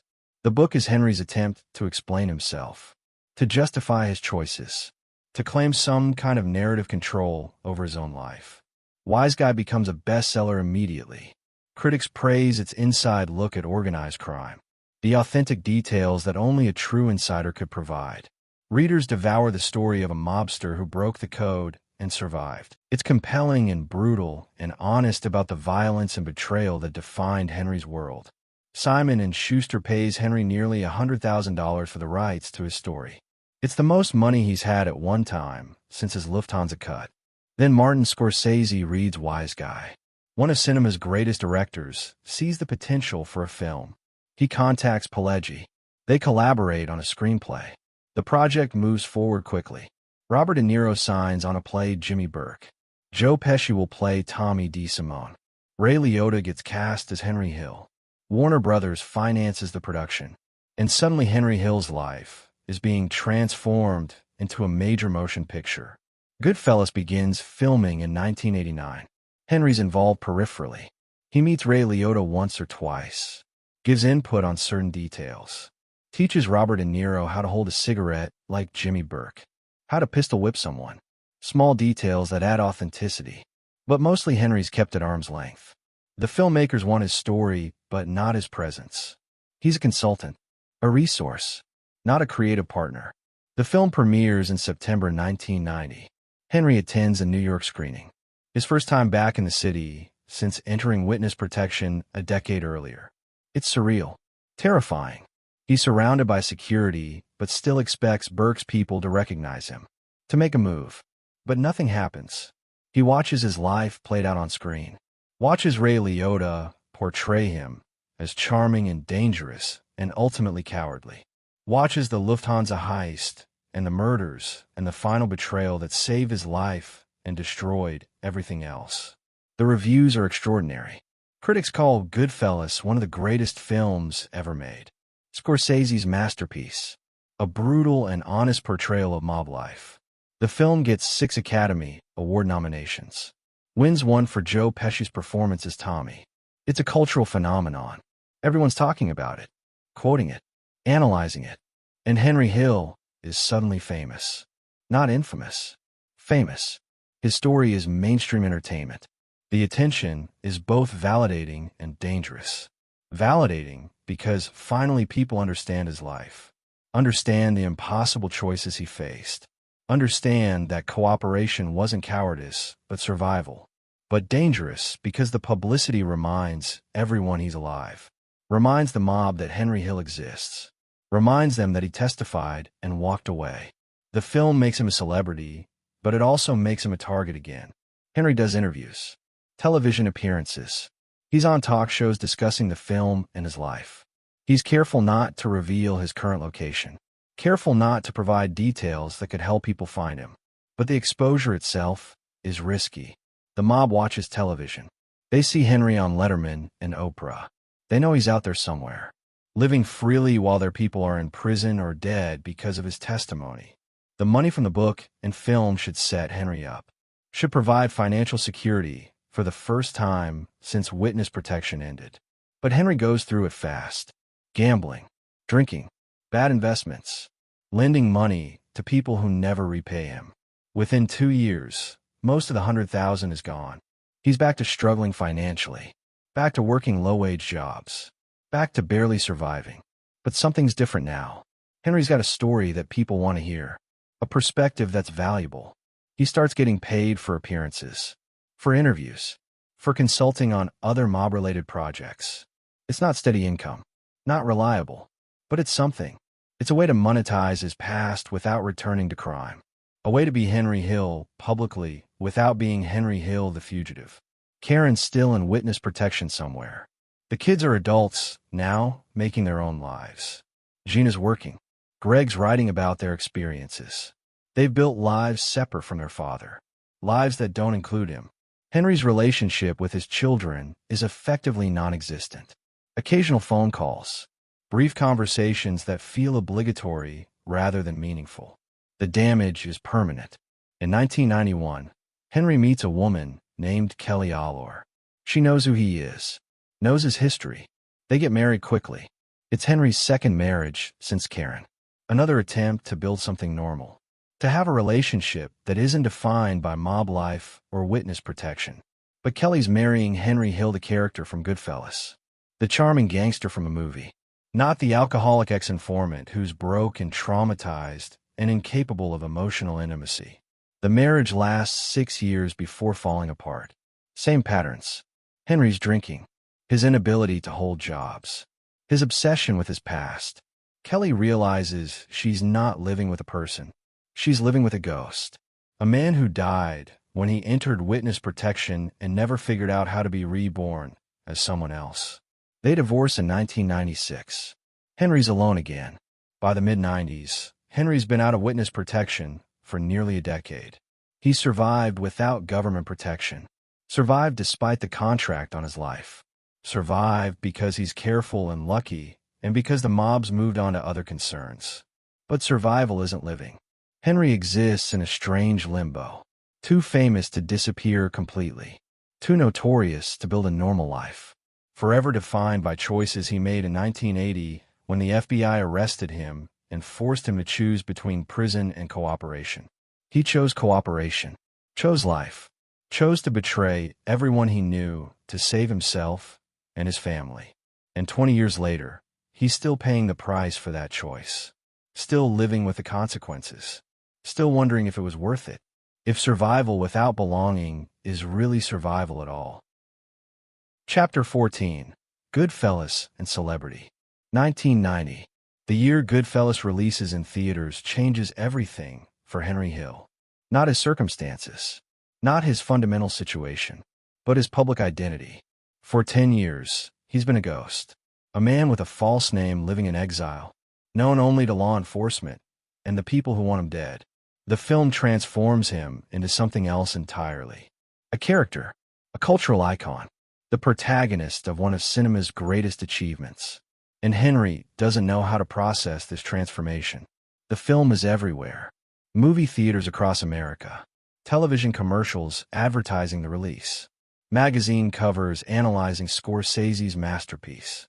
Entertainment, shows interviewing the cast. And at the center of all this attention is Henry's life. His crimes. His betrayal. His survival. Millions of people are watching a dramatized version of events that destroyed him. And they're entertained. They're fascinated. They're quoting dialogue based on conversations Henry, actually had with people who actually died. Ray Liotta's performance captures something essential about Henry: the charm, the ambition, the moral flexibility that allowed him to participate in terrible things without seeing himself as a terrible person. Liotta makes Henry sympathetic, makes audiences understand his choices, even when those choices involve hijacking and extortion, an accessory to murder. It's a generous portrayal, more generous than Henry deserves, but it's also accurate in ways that disturb him when he watches. Robert De Niro's Jimmy Burke is terrifying, cold, calculating. The scene where Burke decides to kill everyone connected to Lufthansa is played with such chilling pragmatism that audiences understand the logic even while being horrified by it. De Niro spent time with Henry learning Burke's mannerisms, how he held cigarettes, how he moved, how he communicated threats without explicit words. The performance is so accurate that watching it makes Henry feel like Burke's in the room, like the man who tried to have him killed is somehow present through De Niro's embodiment. Joe Pesci's Tommy DeSimone is pure violence. Unpredictable, explosive. The famous funny how scene where Tommy turns a joke into a threat is based on a real incident Henry witnessed. Pesci captures Tommy's volatility perfectly. The way he could go from laughing to killing in seconds. The way everyone around him walked on eggshells because nobody knew what would set him off. Watching Pesci play Tommy brings back memories Henry's been trying to suppress for a decade. Tommy's been dead since 1980, killed by the Gambinos. But on screen, he's alive again. Threatening, dangerous, real. The film's success is unprecedented. Box office receipts climb into the hundreds of millions. Critics declare it a masterpiece. The American Film Institute eventually ranks it among the greatest films ever made. It becomes part of the cultural lexicon. People quote it constantly. As far back as I can remember, I always wanted to be a gangster. Funny how. Never rat on your friends, and always keep your mouth shut. Lines from Henry's actual life become memes before memes exist. And Henry Hill becomes famous. Not infamous. Famous. People recognize him on the street. Want autographs. Want to hear stories. Want to know what it was really like. The attention is intoxicating for someone who's spent a decade in exile. For 10 years, Henry's been nobody. Just another anonymous face in witness protection. Now he's somebody again. Not a wise guy. Not connected. But recognized. Valued for his story and his survival. He starts doing interviews. Lots of interviews. Local news. National programs. Howard Stern has him on the radio show multiple times. Stern loves the mob stories. Loves Henry's candid discussion of crimes and violence. Loves that Henry doesn't apologize or moralize. Just tells stories like he's discussing construction work instead of felonies. The appearances are popular. Listeners call in with questions.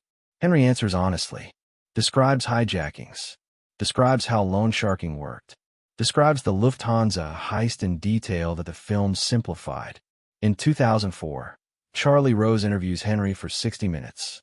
It's a major profile. Serious journalism examining Henry's life and choices 24 years after he became an informant. Rose asks difficult questions. How many people died because of your testimony? Do you feel remorse? Do you regret cooperating? Henry's answers are complicated. He expresses some regret about specific people. About Paul Vario, who he genuinely cared about. But he doesn't apologize for surviving. Doesn't second-guess the fundamental choice to cooperate rather than die. The interview shows a man who's aged considerably. Henry's 61. Gray. Heavier. The years of substance abuse visible in his face. But his mind is sharp. His memory for detail is extraordinary. He recalls conversations from 30 years prior with perfect clarity. Describes crimes with the precision of someone reliving them rather than remembering. The interview is compelling television. Millions watch, and Henry's fee for participating helps pay bills for another few months. In 2006, Entertainment Weekly arranges a photo shoot. Henry Hill and Ray Liotta together. The real gangster and the actor who portrayed him. The photos are striking. Liotta looks polished. Professional. Henry looks rough. Worn down by decades of hard living. They stand side by side, and the contrast is jarring. Liotta played Henry in his prime, young and ambitious and successful. The real Henry standing next to him is a cautionary tale about what happens when that life catches up with you. Ray Liotta urges Henry to get help during the shoot. Henry's drinking visibly during the session, slurring words, unsteady. Liotta sees a man destroying himself and suggests rehabilitation. 2 days later, Henry checks into an alcohol treatment facility, his third or fourth attempt at sobriety. The pattern is familiar. Detox, counseling, promises to change, release, immediate relapse. The addiction is too powerful, too deeply connected to trauma he's never properly processed. The treatment doesn't last. Henry's out within weeks. Back to drinking, back to struggling. The fame from Goodfellas provides temporary income, but no stability, no foundation for building a sustainable life. He's living off his past, monetizing stories about crimes committed decades ago. It's not a career. It's not a future. It's just survival with better publicity. Henry publishes a cookbook in 2002. The Wiseguy Cookbook. Recipes from his childhood and his time in the mob. His mother's Italian dishes. Meals he ate in prison, where connected guys got real food smuggled in. Sunday gravy. Veal cutlets. The kind of food that defined mob culture. The book is successful. People buy it for the stories as much as the recipes. Each dish includes anecdotes about mob life, about who he ate with and where and under what circumstances. It's another way to monetize his past. He writes another book in 2003 with Byron Schreckengost, A Goodfellas Guide to New York, a tour of mob locations across the city, where hijackings happened, where bodies got dumped, where famous mobsters lived and operated. It's morbid tourism, but people are fascinated. They want to walk the same streets Henry walked, want to see the locations from Goodfellas, want to connect the fiction to the reality. The book sells modestly, enough to keep Henry afloat for a while longer. In 2004, he publishes Gangsters and Goodfellas with Gus Russo. More stories, more details about mob life and witness protection in the aftermath of cooperation. Henry's building a cottage industry around his own history. Each book, each interview, each appearance is another transaction. Trading stories for money, trading the past for present survival. It's exhausting, repetitive, but it's all he has. Henry opens a restaurant in 2007. Wiseguy's in West Haven, Connecticut. It's supposed to be a legitimate business, a place where he can use his cooking skills and mob notoriety to attract customers. People eat there because Henry Hill owns it, because they might see him, might hear stories, might feel connected to the world Goodfellas portrayed. But Henry's not a businessman. He's a criminal who's trying to go straight without knowing how. The restaurant struggles from day one. A month after opening, there's a fire. The official report says electrical malfunction, but Henry suspects arson. Maybe mob-connected guys sending a message. Maybe competitors who resent the attention his restaurant attracts. Maybe just bad luck in a life defined by bad luck. Whatever the cause, the fire destroys the restaurant. Henry doesn't have insurance adequate to rebuild. Wiseguy closes permanently. Another failure. Another attempt at legitimate life that crashes and burns. Literally. The public appearances continue throughout the 2000s. Henry's a fixture at mob conventions. True crime events where people pay to hear former criminals discuss their exploits. He shares panels with other cooperating witnesses, with former law enforcement, with crime journalists. He tells the same stories he's been telling for 20 years. Lufthansa, the murders, the decision to cooperate. Audiences never tire of hearing them. Henry never tires of telling them. It's the only context where he's valued, where people treat him with something resembling respect. But the appearances also expose him. Every time Henry does a public event, he's visible. Every interview, every photograph, every television appearance reminds the mob that he's alive and accessible. The contract on his life theoretically still exists. Most of the people who placed it are dead or incarcerated. But mob memory is long. Grudges get passed down. Some young guy trying to make his bones could decide that killing Henry Hill would earn respect, prove loyalty, create a reputation. Henry's aware of this risk, lives with it constantly. But he needs the money, needs the attention. needs to feel relevant. So he does the appearances despite the danger, despite knowing that every public moment is a potential target opportunity. The fear is constant, but so is the need. The need to be Henry Hill rather than whatever false identity the witness protection program created. The need to be recognized and remembered and valued for who he actually is. His relationship with his children remains fractured. Gina and Greg have built adult lives separate from their father. Greg publishes a memoir eventually, On the Run, A Mafia Childhood, written with his sister Gina. The book describes their experience in witness protection, the trauma of constant relocation, the fear, the isolation, the anger at their father for creating this situation. It's not a forgiving portrait. Henry reads it and feels the full weight of what his choices cost his family. The book describes specific incidents, times Henry got drunk and blew their cover, times they had to move suddenly because he'd been reckless, times Karen had to protect the children from their father's behavior.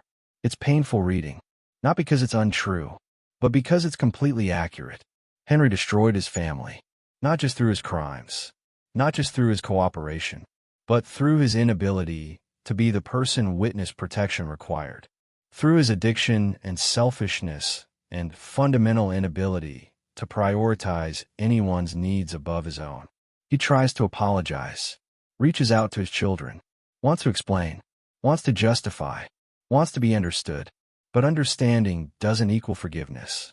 Gina and Greg understand why Henry cooperated, understand he was saving his life. But understanding doesn't repair the damage, doesn't restore lost years, doesn't create a relationship where none exists. The conversations are brief, obligatory, empty of real connection. Karen's remarried by this point, living under her witness protection identity with a new husband. Someone stable, someone without mob connections or drug problems or federal indictments. She's built a life that doesn't include Henry, doesn't reference their marriage, except as something that happened to someone else a long time ago. The divorce was finalized years ago. The emotional divorce happened long before that. In 2008, Henry's interviewed for a BBC documentary. The reporter asks about his victims, the people hurt by his crimes, the families of the 19 people murdered after Lufthansa. Henry's response is defensive. I don't give a heck what those people think. I'm doing the right thing now. It's a telling moment. Henry's not interested in accountability, not interested in examining the human cost of his lifestyle. He's focused on survival, on justification, on maintaining the narrative that cooperation was heroic rather than necessary. The same year, he appears in the Irish mob documentary series. Episode 3 focuses on Henry's relationship with Jimmy Burke, on their crimes together, on the betrayal that sent Burke to prison. Henry's comfortable discussing this. He's told these stories so many times they're rehearsed, polished. He knows what details audiences want, knows how to make himself seem sympathetic while describing terrible things. It's performance, entertainment, the commodification of trauma and crime. In 2010, Henry hosts a private screening of Goodfellas at the Museum of the American Gangster. It's the film's 20th anniversary, 2 decades since the movie that made his life famous released in theaters. He introduces the film, talks about what it was like seeing his life on screen, answers questions afterward. The audience loves it. They're meeting the Real Henry Hill, the man who survived, the man who broke Omerta and lived to tell about it. But what they're really meeting is a performance, a version of Henry Hill that's been refined through hundreds of interviews and appearances. The Real Henry Hill is damaged, traumatized, addicted, lonely, living in cheap apartments and struggling to pay bills, drinking himself to death slowly. The public Henry Hill is charming, full of stories, a survivor with perspective. The gap between these versions is enormous. By 2011, Henry's 68 years old. His health is failing. Decades of smoking, decades of drug and alcohol abuse, decades of stress and fear. His heart is damaged. His liver is damaged.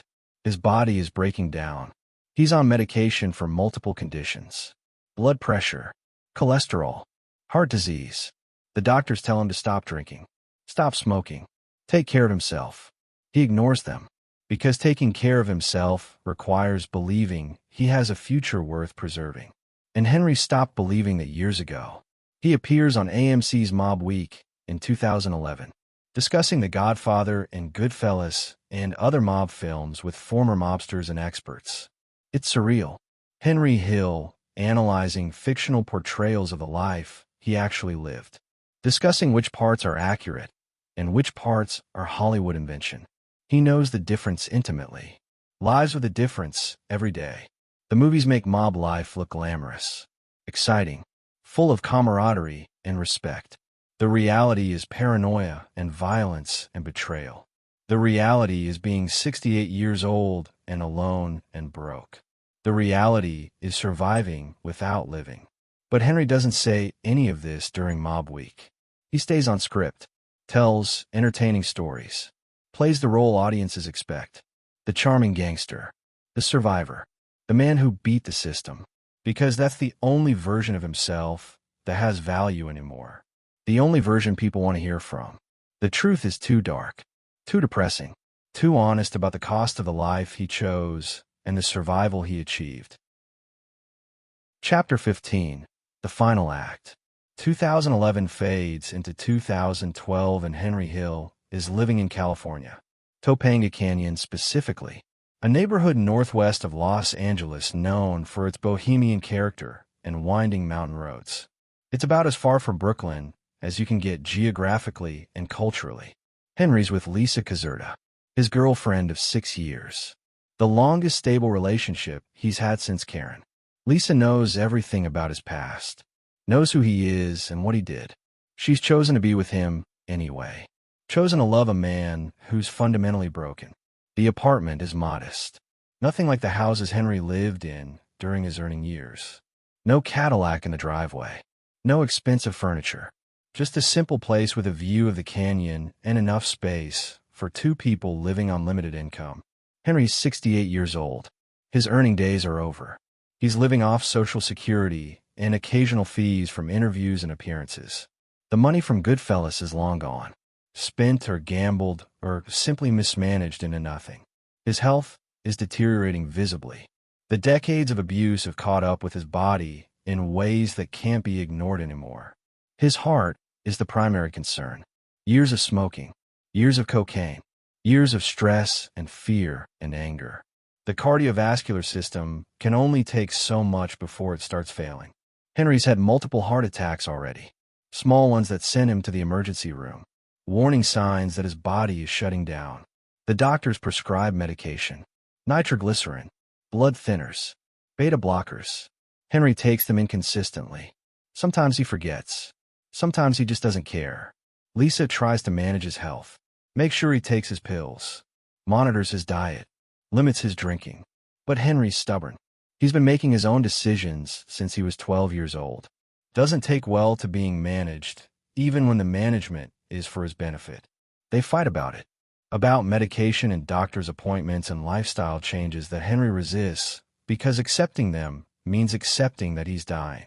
And Henry Hill has never been good at accepting reality.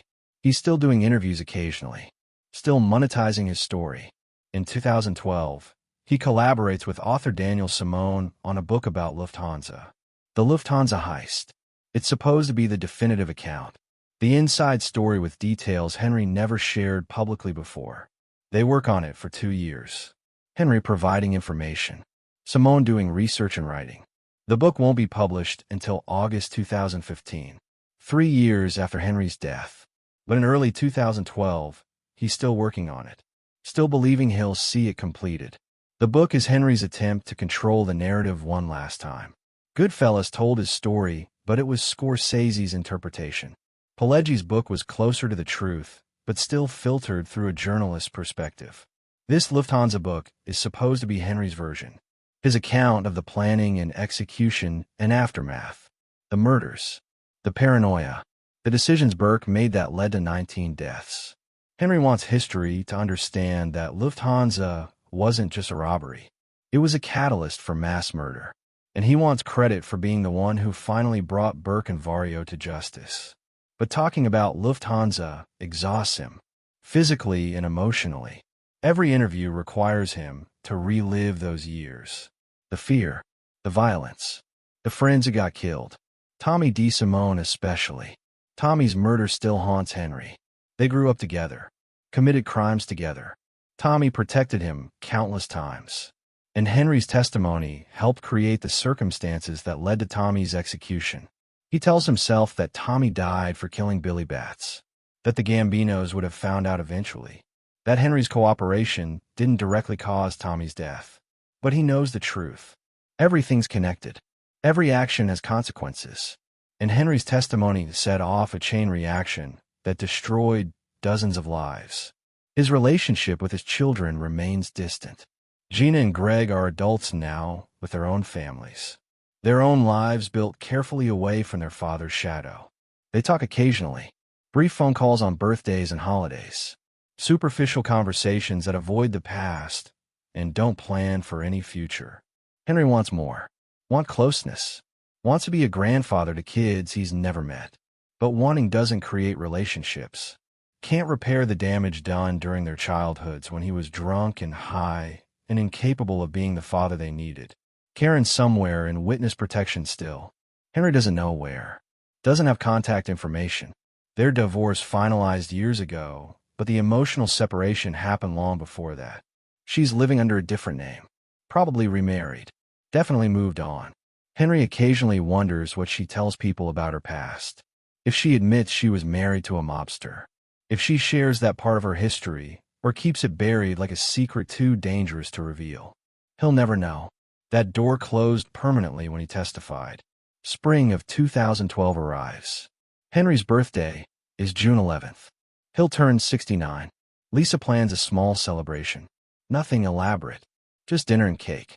Maybe some friends. The kind of ordinary birthday that ordinary people have.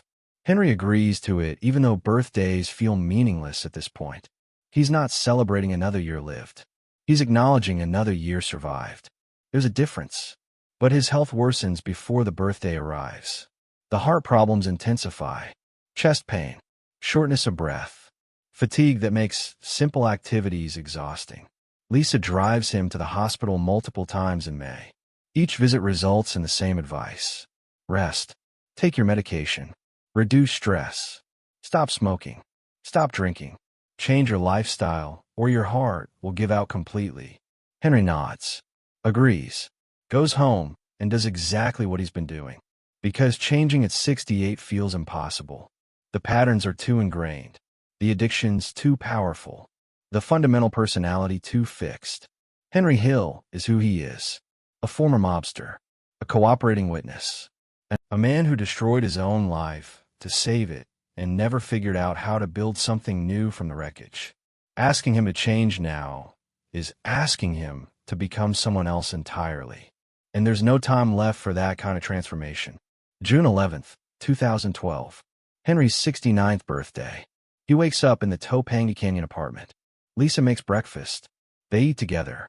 Henry's tired. More tired than usual. His chest hurts, but chest pain is normal now.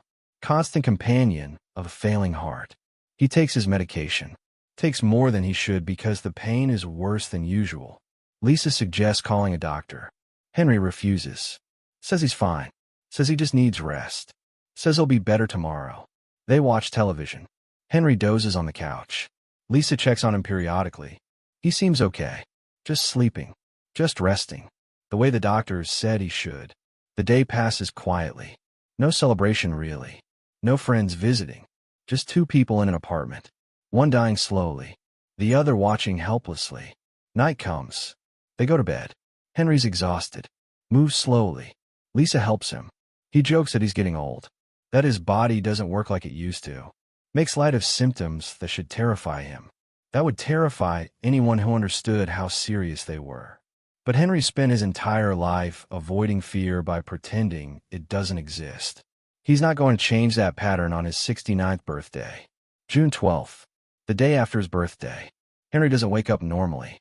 His breathing is wrong. Labored. Irregular. Lisa realizes something's seriously wrong. She calls 911. Paramedics arrive quickly. They work on Henry in the apartment, trying to stabilize him, trying to get his heart rhythm regular. They transport him to a Los Angeles hospital, rush him to emergency. Lisa follows in her car, terrified, knowing this is different, knowing this might be the end. The hospital staff works frantically. Henry's had another heart attack, a serious one. His heart is failing. They try medication, try procedures, but his cardiovascular system has been compromised for too long. The damage is too extensive. His body can't recover, can't bounce back one more time. After decades of abuse, after 69 years of living harder than most people could survive, Henry Hill's heart gives out. He dies in the hospital, June 12, 2012, one day after his 69th birthday. Lisa's with him. She tells CBS News later that he had been sick for a long time. His heart gave out. She adds that he went out pretty peacefully for a good fella. It's a fitting epitaph. Henry Hill, who lived violently and betrayed everyone he knew, dies peacefully in a hospital bed. Not murdered, not executed, not killed by the mob that wanted him dead for 32 years. He dies of natural causes. Heart disease. The mundane killer that claims millions. Not the dramatic death his life story seemed to promise. The news spreads quickly. Henry Hill is dead. The man who inspired Goodfellas. The mobster who became an informant. The wise guy who survived when 19 others didn't. Media outlets publish obituaries. Entertainment websites run tributes. The story of his death becomes news for a day or two, then fades. The world moves on. Because Henry Hill's story ended in 1980 when he cooperated. Everything after was just epilogue. 32 years of living in the aftermath of that choice. 32 years of trying to be someone without being anyone. Ray Liotta releases a statement. Although I played Henry Hill in the movie Goodfellas, I only met him a few short times, so I can't say I knew him, but I do know he lived a complicated life. My heart goes out to his family, and may he finally rest in peace. It's respectful and distant, acknowledging Henry's complexity without claiming intimacy. Liotta played Henry, embodied him, made him famous, but he didn't know him. Nobody really knew Henry, not even Henry himself. The funeral is small, private. No mob guys, obviously. They're dead or in prison or want nothing to do with Henry's memory. No former associates, no one from his old life. Just Lisa. A few friends, people who knew him in his final years when he was just an old man with stories instead of a criminal with connections. They bury him in California, far from Brooklyn, far from the cab stand where it all started, far from Robert's Lounge and Kennedy Airport, and all the locations that defined his life. His children don't attend. The relationship was too damaged, too complicated. Their father died years before his body did, died when he testified, when he entered witness protection, when he destroyed the family trying to save it. They mourn the father they wish they'd had, not the one who actually existed. There's a difference. Always has been. The Lufthansa money was never recovered. $6.75 million. Gone. Spent or hidden or lost to history. The investigation technically remains open, but nobody's actively pursuing it. Burke died in prison in 1996. Lung cancer. Age 64. Vario died in 1988. Both men went to their graves without revealing what happened to the money. Henry didn't know either. Burke never told him, never trusted him with that information. Smart decision in retrospect. Only one person was ever convicted for the Lufthansa heist. Louis Werner, the cargo supervisor who provided the inside information. He served 5 years. Got released. Died in obscurity. Everyone else involved either got killed in the aftermath or, like Henry, cooperated with authorities. The greatest cash robbery in American history remains technically unsolved. A perfect crime rendered imperfect only by the murders that followed. Henry Hill's legacy is complicated.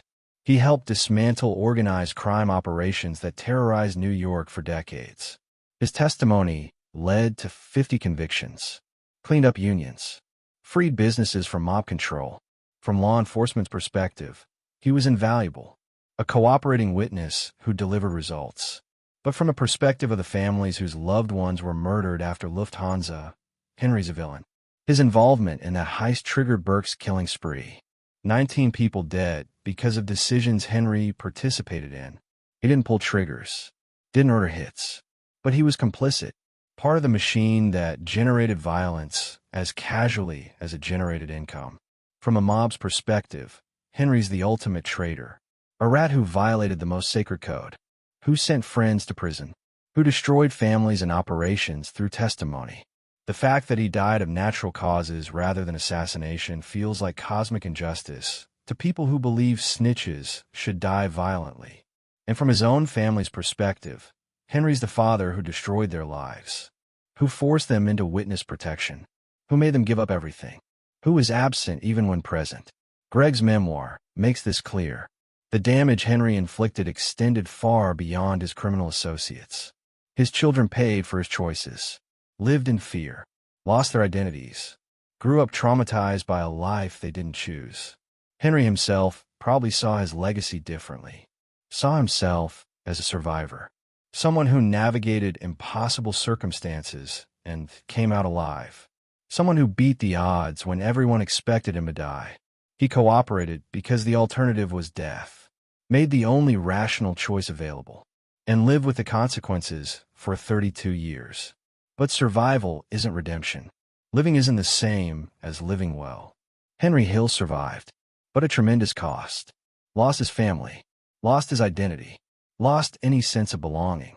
Spent 3 decades in exile from the only world he ever understood. Made money telling stories about the life he destroyed. Became famous for being infamous. Lived long enough to see his crimes transformed into entertainment. He died alone in a fundamental sense, surrounded by people, but disconnected from everyone who mattered. His wife gone, his children distant, his friends all dead or imprisoned or estranged. The life he chose led inevitably to isolation, to being the man everyone knew about, but nobody really knew. June 12, 2012. Henry Hill's heart stops beating in a Los Angeles hospital, and with it ends one of the most remarkable criminal stories in American history. A boy from Brownsville who wanted to be a gangster, who achieved that dream and lost everything because of it, who survived when he shouldn't have, who testified and lived to tell about it. The mobster who broke the code and lived, but lived without living, survived without redemption, made it to 69 years old by betraying everyone he knew, and died peacefully despite earning a violent death. That's the story of Henry Hill, the real good fella, the man who inspired the movie, the wise guy who became a witness. He wanted to be a gangster as far back as he could remember, and he succeeded, and it destroyed him, and he survived the destruction, and survived until survival was all that was left. This is where his story ends, not with a bullet, not with revenge, not with justice or redemption or meaning, just with a heart giving out after 69 years of being pushed beyond its limits, just with death in a hospital bed, just with the quiet end of a loud life. Henry Hill is dead. The legend lives on, and somewhere in Brooklyn, the cab stand where it all started is still standing. Different ownership now, different purpose, but the building remains, a monument to ambition and betrayal. To the boy who stood at his window and watched gangsters across the street, who crossed that street at 12 years old and spent the next 57 years paying for that decision. The story's over. The legend remains. And the question hangs in the air, unanswered. Was it worth it? Did Henry Hill make the right choice? Did he win or lose? Survive or merely delay the inevitable? He lived. That's undeniable.